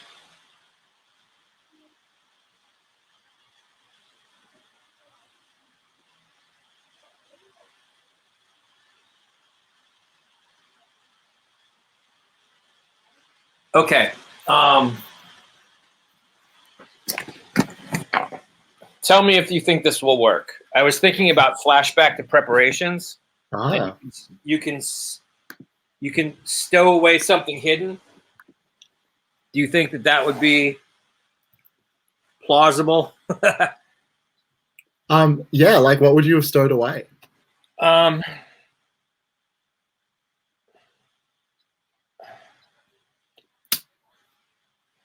Well, that's a good question. I didn't think that far ahead. I mean, just like wanting to go with this if it's going to work. Maybe like you arrange for someone to be in the right place at the right time. Yeah, like actually, yeah. You maybe like bribed one of Anselmo's goons or something to kind of stay close and be there to help you if you needed it. That is a great idea.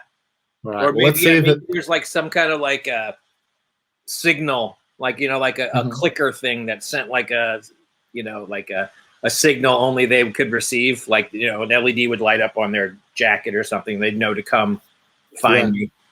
Yeah. So let's roll and see if that really happened. Did you have plenty of time to do it? I think so. Yeah, I don't see why not. Did you have someone looking out for trouble? I mean, probably not, because we're talking about you arranging that person. So yeah, I don't think so. But I mean, were you? Maybe you convinced them that this was to help Bobby. Were you trading on your twin's reputation?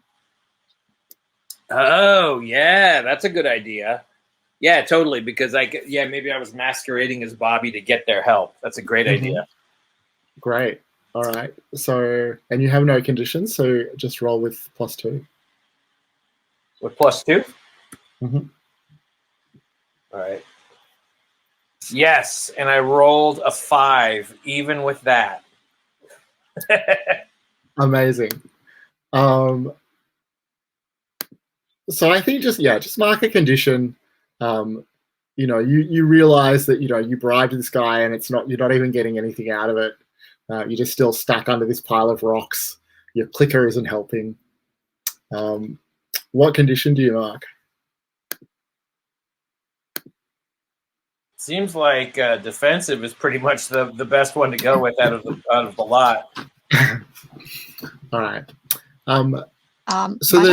Might I suggest an alternative? Maybe the goon shows up, looks down, shakes his head, like, what am I even doing here? And just leaves. Yeah.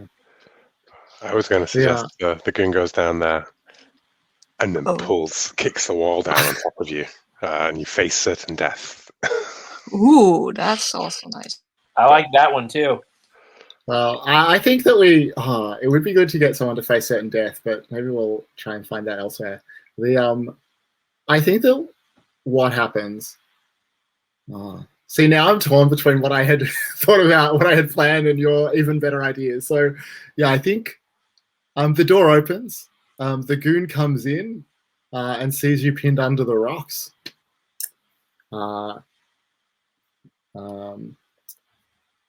and looks at you, you know, sort of questioningly, wondering what it is that you want, which probably seems absurd because it should be clear to them. And he walks over.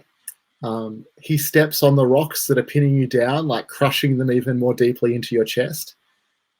He wrenches the bottle from your hand. He says, this is important to you, I see. What is it? What's in here? Is it valuable? You bastard. I don't know what's in there. I just know it's mine. It's got my name on it. Well, I wonder what you'll give me for it. I'll give you whatever you ask. Just get me out of here. Well, I think you can roll to demand what you deserve here. All right.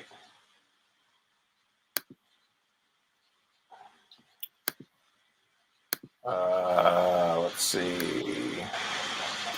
Are you offering something of value in return? I mean, you more or less are. Yeah, I mean, I'm gonna. Where is it? Why am I not finding it? Oh, there we go. Am I offering something of value in return? Yeah, I'll give them whatever. And do they love me in this moment? No. Am I capitalizing on my twins' fame? Yeah, because I'm pretending that I'm Bobby. I'd suggest that even the deal that you made is that Bobby's the natural one to replace Anselmo and give the spoon the promotion that he deserves. Ooh, good idea. So yeah, you know, you want to go places in this agency? You know, help me out, and we'll make sure that you take over when it's time for old man Anselmo to go. Mm-hmm. All right, we'll roll with +2.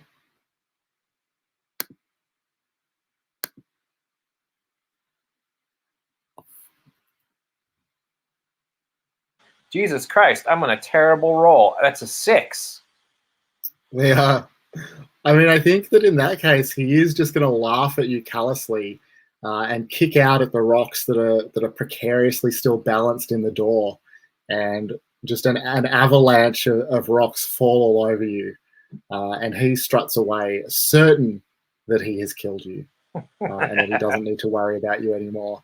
And sort of lofting the bottle in the air as he walks away. But we will, of course, come back to you a little later.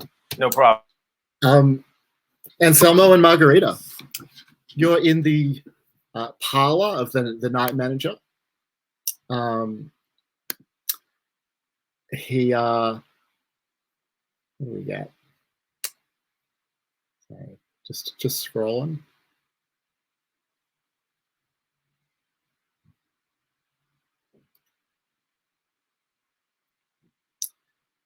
So, I mean, it's quite an odd apartment. There are photos on the walls. There are piles and piles, almost kind of hoarding behavior level piles of old yellowed newspapers.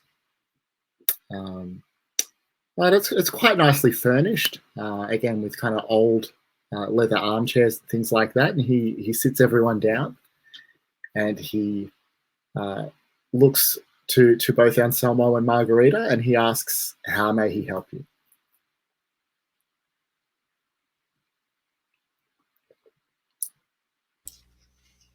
We were told we should speak to you. I read your script.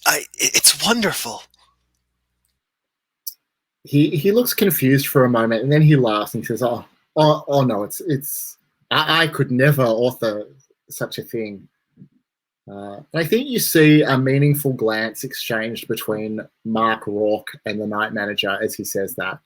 But he says, no, the author's room is down the hall. If you wanted to speak to the author, and he kind of trails off and gestures.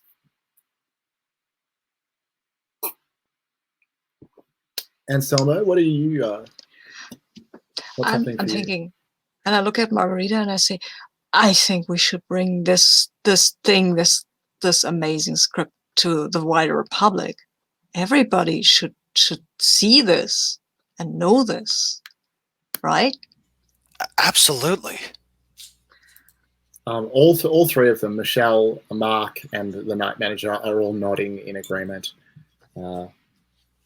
Mark clears his throat like he wants to say something, but then he stays quiet.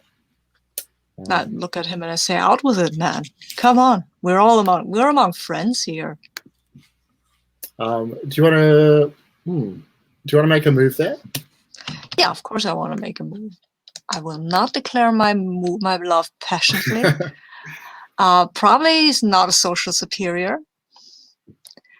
And do I have any character moves that might apply here? But it's probably, I mostly have goons and a meltdown. And I have a bitter rage. That doesn't help at this moment. I could strike out. That would give me +1, but no, sorry. I accuse someone of lying. Hey. Yeah, okay. I think I want to accuse him of lying. I will say, you're clearly hiding something, man. Mm-hmm. And I think you're not been playing, well, you've not been playing honestly with us. I know the look. I've had it for a long time. So come on, tell us. And I do have an audience. Yeah. I have no evidence whatsoever, but I'm taking control of the situation. So I will roll with +2. Oh wait, I should maybe check my conditions. I have a lot of these. Maybe they're helpful, or maybe not. Process feelings, spot something. Nope, not helpful.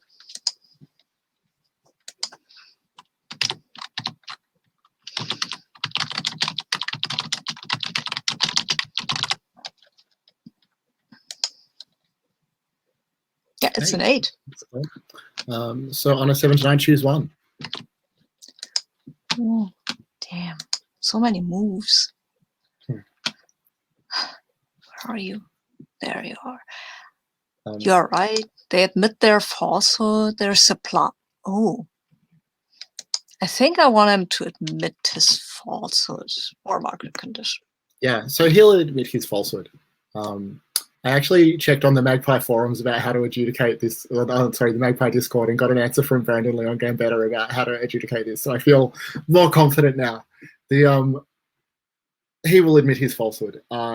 He will answer you, but it's clear that he is quite intimidated by the presence of the night manager. He doesn't want to say anything against, the night manager. It has that vibe in The Godfather when, the Godfather tells Sonny not to speak to outsiders in front of the family. But he very quietly says, well, Mr. Castaigne, you did write another book, though, and looks meaningfully towards one of the interior doors in the apartment, probably a bedroom. From what you can gather about, the normal layout of an apartment. And you see just this incandescent rage in the night manager's eyes. And he says, yep. Oh, sorry, go ahead. No, you go ahead. No. Well, if Anselmo's going to do something, then just yeah. But Anselmo's just jumping to his feet like, we must read this. And he looks to Margarita, right? Absolutely.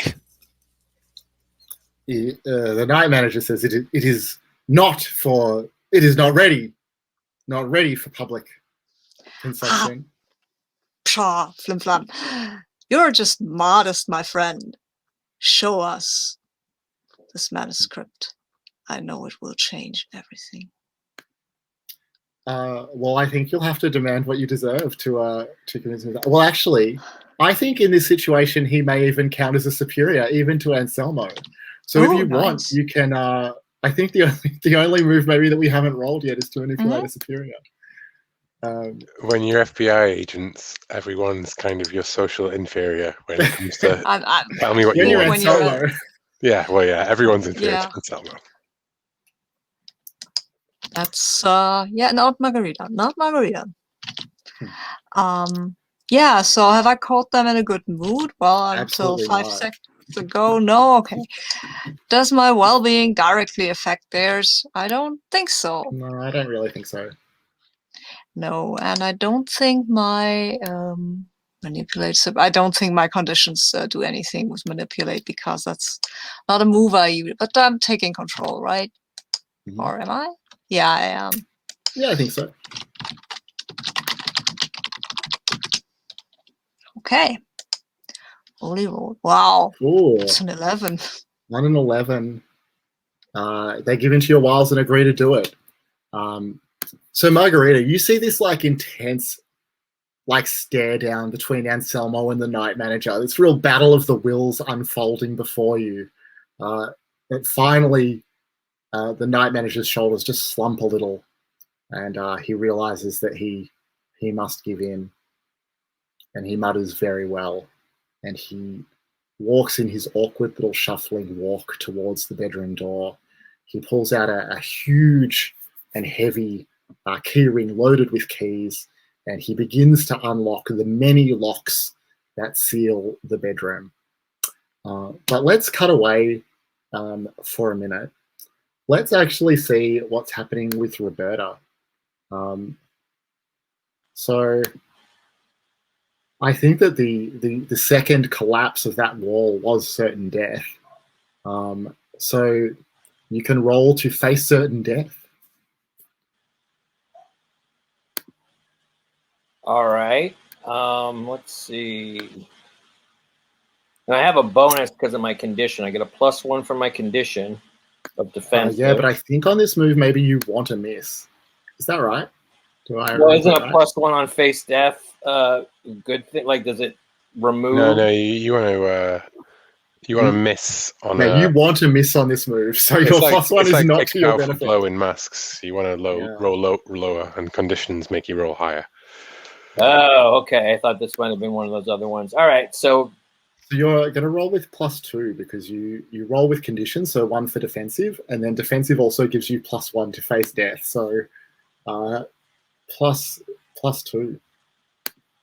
2d6 +2. Mm-hmm. All right. No. Oh no, not nice at all. Wah, wah. On a 10 plus, the audience chooses one from the list. So, I mean, audience, please help me out here with what you think would be cool here. Someone saves him saves her just in time. They take a distinctive but sexy scar. She gains a permanent debility. She becomes a twisted and evil version of herself. extremely tempting. Almost irresistible. Can I say that was kind of where I was going? Yeah. I really want you to become a twisted evil version of yourself, of ourself, really. To be fair, I think. Right. Yeah, I like that too because suffer amnesia or wind up in a possible coma. That's boring. Right. Yeah. No, I'm totally down with becoming the evil. Yeah. The evil triplet. Is that how it works? Go and be evil. So I think that what we'll see though, or what we'll hear, back in the night manager's office is a knock at the door, and one of Anselmo's goons, who's been standing closer to the door, will sort of gesture questioningly, and then, receiving approval, open the door, and we see. Well, I guess we're not sure in this moment whether we see Bobby or Roberta, but it is the version of Roberta who has survived by becoming a twisted and evil version of herself.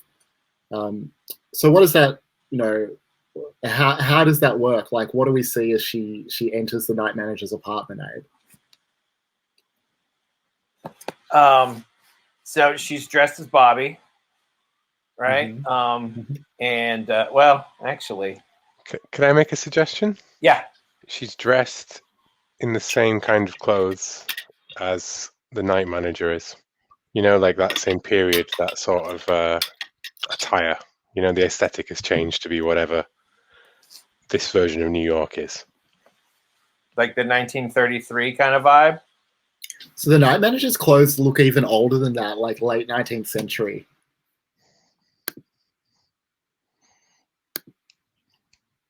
And her hair is different. You know what I mean? Like it's all like the same what's her name?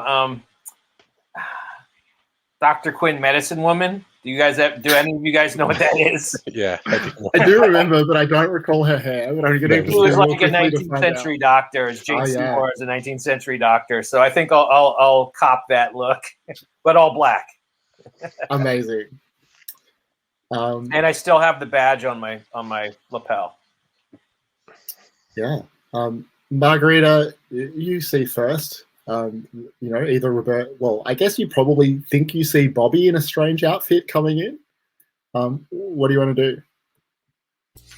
I'm just going to be surprised and like, Bobby, what are you doing here? Why are you dressed like that? Have you read the script? There's no need for a script from where I've been. My sister, she tried to kill me. And I've changed. I've taken care of her, but now I feel that it's changed me. Let's just leave it at that. You're not Bobby. Because one of my background questions is that I can't tell you the two of you apart. So that's right. I'm looking at you. You're not Bobby, though. You're accusing them of lying. Yeah, I am. Again, wow. Amazing. I am accusing them of lying. Where are you? Do I have an audience? Again, yes. Do I have evidence? Gut instincts. Probably not evidence. But am I taking control of the situation? No, I'm pretty flustered about what's going on here. I don't know what's going on. I'm asking more like, you're not Bobby. What's this about? This is not taking control. And I've got -2 to accuse. I just so I can read, obviously. So I am rolling with -1, which is interesting.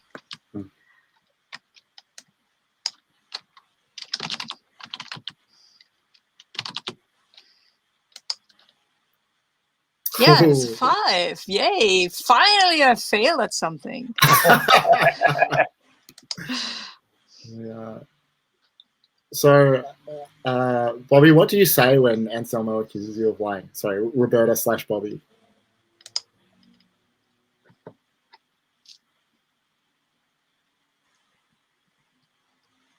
Is it as simple as just he's not sure of himself? Like he's. No, I think she should strike out. Yeah, right? and then you're an evil version of yourself now. Exactly. Are you going to take this from Anselmo? Anselmo, do you know what it's like to have your very own flesh and blood try to kill you, taken over by some sort of madness, she became like some sort of possessed demon, and you're standing here, and I've survived, and I've changed. Now, you're accusing me of being a liar. This is ridiculous. And then, sorry. And what am I doing? Am I demanding what I reserve? I forgot what the move was. Do you want to strike out, or do you want to make a demand? Like, what do you think? I think if you want me to back off, I think you should strike out. Yeah. All right. Yes, I'll do that. I will strike out. Cool. Have I caught them off guard? Yeah. Yeah. Wronged? Have they wronged me? In my mind, yes. Yes. Fair enough. Unfortunately, because you are defensive at the moment, that's going to be -2 to strike out. So defensive is like the worst condition, because the thing it gives you a bonus to is the one where you want to roll low. Yeah. That's why I picked it. I was like, that'll probably get me out of trouble. And after a fashion it has. Yeah, right. Yeah. But you're taking advantage of your twin's reputation here. Yes, so definitely. I got +1. Mm-hmm. All right.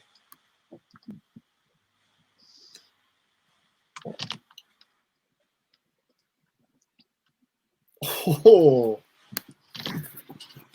Whoa. All right. So we will. Man, we'll come back. am just striking out at every friggin' roll. This is excellent. So we'll come back to the results like for what happens in the night manager's apartment. But I just want to check in with the real Bobby for a minute. So you had just like thrown open the door and pushed your way outside. Is that right? Yes, I had. I've walked into New York. I know you've walked into a hotel corridor. Okay.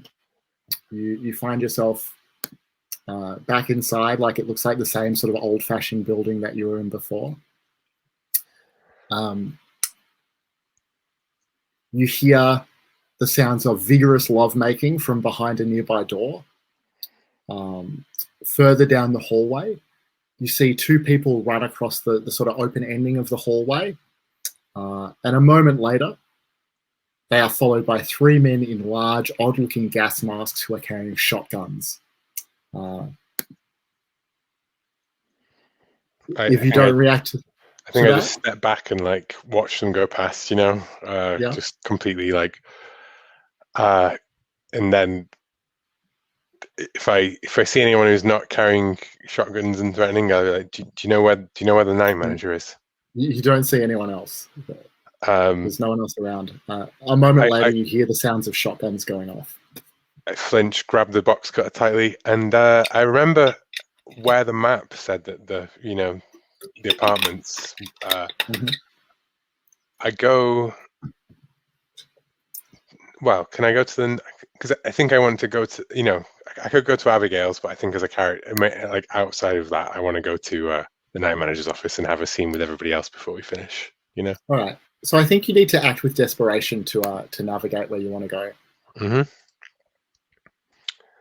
Am I doing this for love? Yes, I think I am. I think I'm doing this for vengeance, and yes, I am. Both make sense. Yeah, I am also approaching it head on, I think. So that's +3. Do I have any negative conditions on that?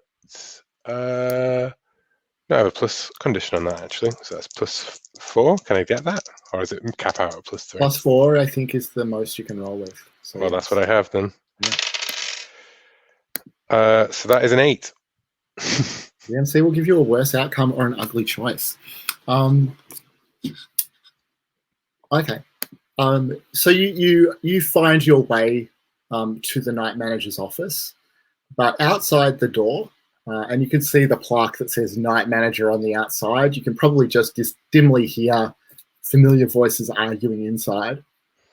There is it looks like a hospital gurney parked outside the door. There is a person tied down to the gurney with like rubber restraints. They have a hood over their head.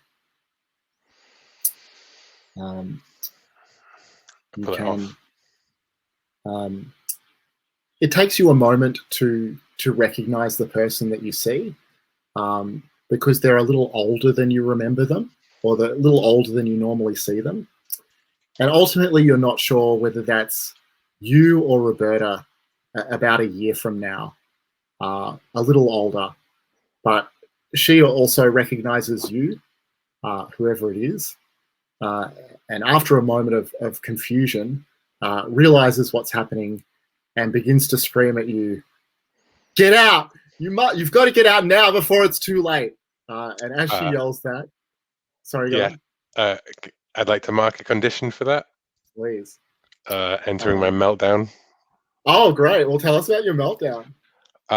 There's a line between justice and vengeance sometimes. That's done now. I go directly to the object of my enmity and I bring them justice. Throw their sins in their face and mete out punishment. I think that's exactly what I want to do, basically. Yeah, so the ground opens beneath this gurney. It starts to lower into the ground, but you are on track to... hear... I stagger back, like holding onto the thing, and I'm like staring wide-eyed down at it, and then I hear, my own voice coming through the door. Yeah, that's right. And I kick open the door, and I look, and I say, "I never had a sister. She died."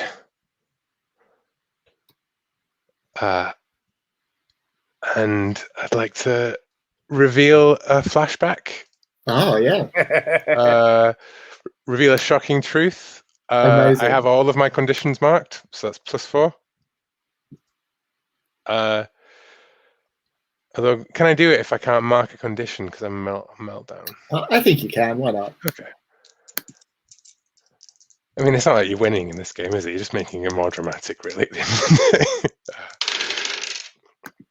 That is probably the highest dice roll I've ever got in any PBTA game. That was boxcars and +4, so 16. Choose two. And what I say, I never had a sister. We've got to get out of here, Roberta. It's me. You're me. My name is Bobby. Is Roberta. My dad called me Bobby. I'm an FBI agent. I'm a member of Delta Green. This is not a TV show. We've got to get out of here. And the shocking truth gives me rightful claim to something they value, to my identity. Mm-hmm. And I have unequivocal evidence this is true. I don't know, like maybe something in the script. Open the stage door. Open the stage door and exit. Yeah. Yeah, I mean, I think that what we see at this point is as you yell, this is not a TV show, we hear a director yell, cut. And the four of you are extremely disoriented as you realize that you're standing on a stage, on a set. The other actors in the scene are very calmly just, taking off their button mics, switching themselves off, like, rolling out their shoulders. You realize that this isn't a three-dimensional room. There's just a backdrop behind you. There's grips and crew and all things like that, sort of, packing down the cameras and things like that. The director walks towards you, Bobby, calls you by a name you don't recognize and says, "That was great. All right, we've got to move on. We've got to get the next scene. Come on." Calling out directions and actions. 5-minute break. The four of you just absolutely overwhelmed by what's happening. And that's where we'll end the session. And then wouldn't it be the three of us, though? Sorry, you're right. There's only three of you, of course. And maybe a stand-in guy with a kind of weird green screen dress or something. Right. Yeah, or like somebody who kind of looks like Bobby. There was four of us, and then when the camera panned out, there was just the three of us. Yeah. The handler is wrangling evidence away, the dog that plays evidence. Oh, and the handler is Agent Marcus, our handler from the start, who gave us the mission. Yeah, that's cool. So and Anselmo's actor takes off his wig and like, I hate this. So thanks very much, everyone. That was really fun for me. I think it actually did work really well, playing the Delta Green with Pasiones.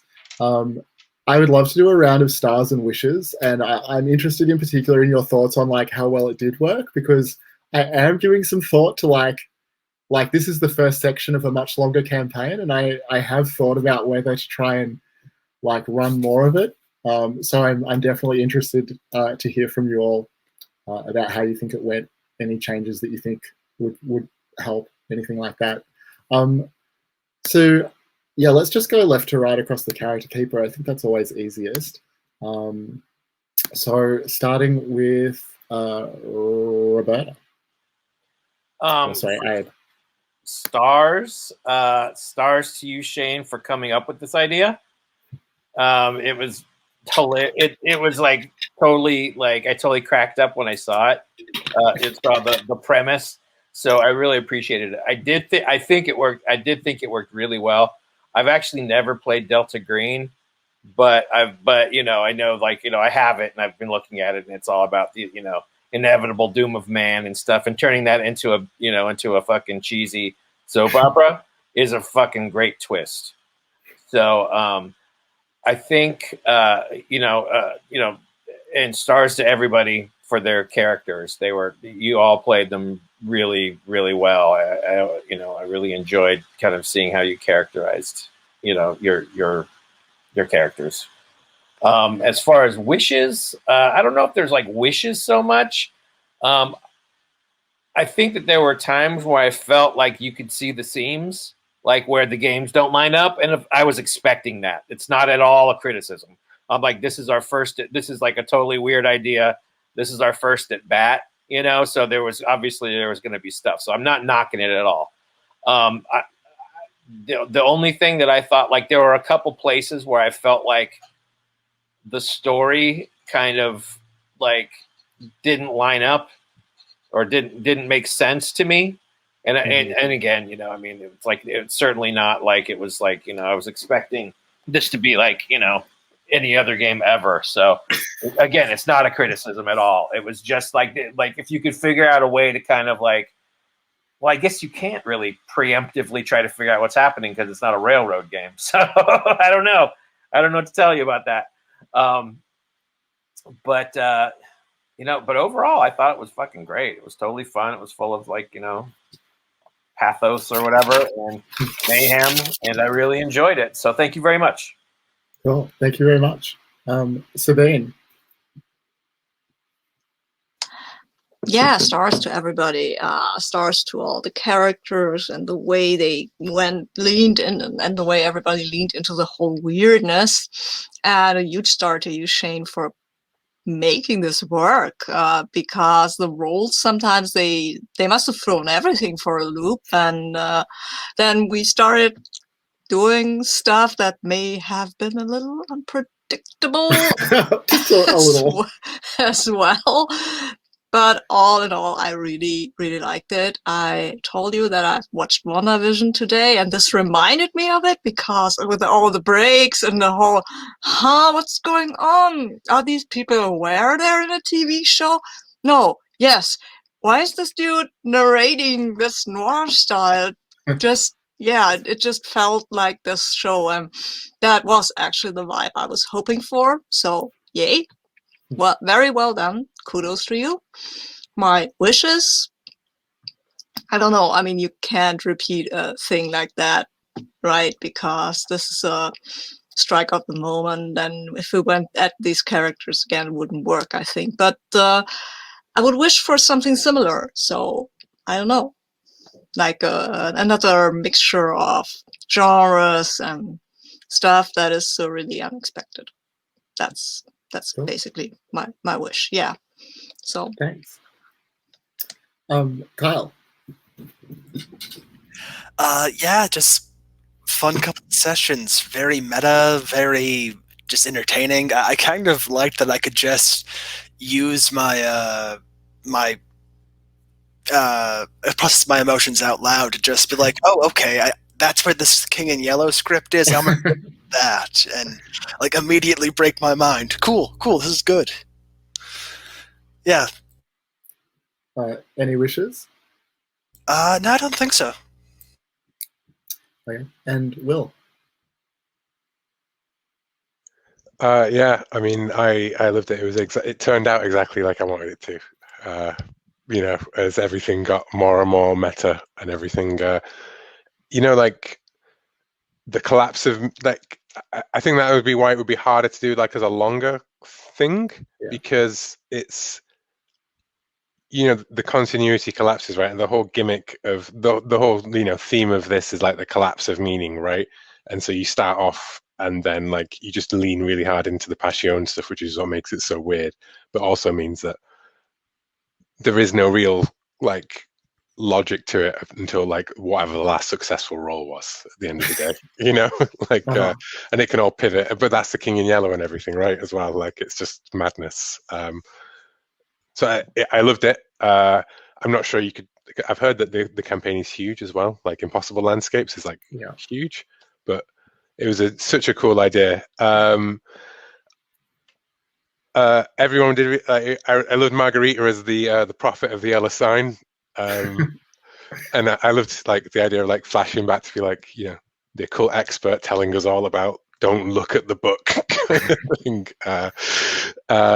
And Anselmo was so on top of everything right up until the end, and then it was just like everything just sort of took him off balance, which I thought was a beautiful arc as well for the whole thing. And Abe, my evil twin, I love that, and I've been wondering about the best time to spring the one of us isn't real moment. Yeah, no, I was kind of thinking something along the same lines. I guess in terms of like Pasión de las Pasiones and doing this, like Pasión de las Pasiones is like a PC game, and DG operations are usually like team efforts, at least until one of you goes off the sanity charts, right? So I'm like wondering if maybe the way to smooth over like some of those cracks that we were talking about, right, is to sort of have like agendas for the character, you know, like not like pre-generated character, but like choose an agenda for your character and make it around that kind of thing, you know. Like you're the nosy neighbor who's just moved in, you're the undercover agent who went in for it all, you know what I mean? Like just so that you've got like a starting point to go off whilst also doing all of the you know, the scenario material to sort of build up the creepiness at the start and the detail, because it's like you don't prep anything for Pasión de las Pasiones like kind of scene by scene, room by room, do you? Like, here are the clues of the 1920s architect in the history of his things, and here are all the names of all the different people in the apartments, whereas Delta Green Ops are meticulously detailed. So yeah, but anyways, I've been rambling on for too long. I really, really, really enjoyed it. It was well worth starting at midnight for. Thanks. Well, my stars to all of you. I really enjoyed your characters. I really enjoyed the way that you threw yourselves into all the moves. I am particularly happy that I think we did roll every move in the game, so I feel like that was, you know, a pretty good spread for 2 sessions. Yeah, I mean the point where I struggled the most, I think, is like, you know, like you say, Pasiones like gives the players heaps of narrative control. Like you can impose facts on the narrative like pretty constantly with moves like accuse someone of lying and you know, flashbacks and stuff like that. Whereas, you know, like you say, Delta Green is like an overwhelming mass of detail that's organized in very specific ways. I think that I was like getting better at that, but yeah, in the first session it felt really clunky. In this one I was getting there more. But yeah, that's kind of the real tension that I think makes it hard. But yeah, I had an awesome time. I'm really glad we did this. I am definitely thinking about whether I would like to make different systems for Delta Green, my like version of which is Star Wars Saturday, and just run more and more absurd takes on this. But yeah, thanks heaps everyone. I look forward to playing with you all again in future. Thanks. Bye. Have a Bye, good guys. night. Good night. Bye, everyone. Bye.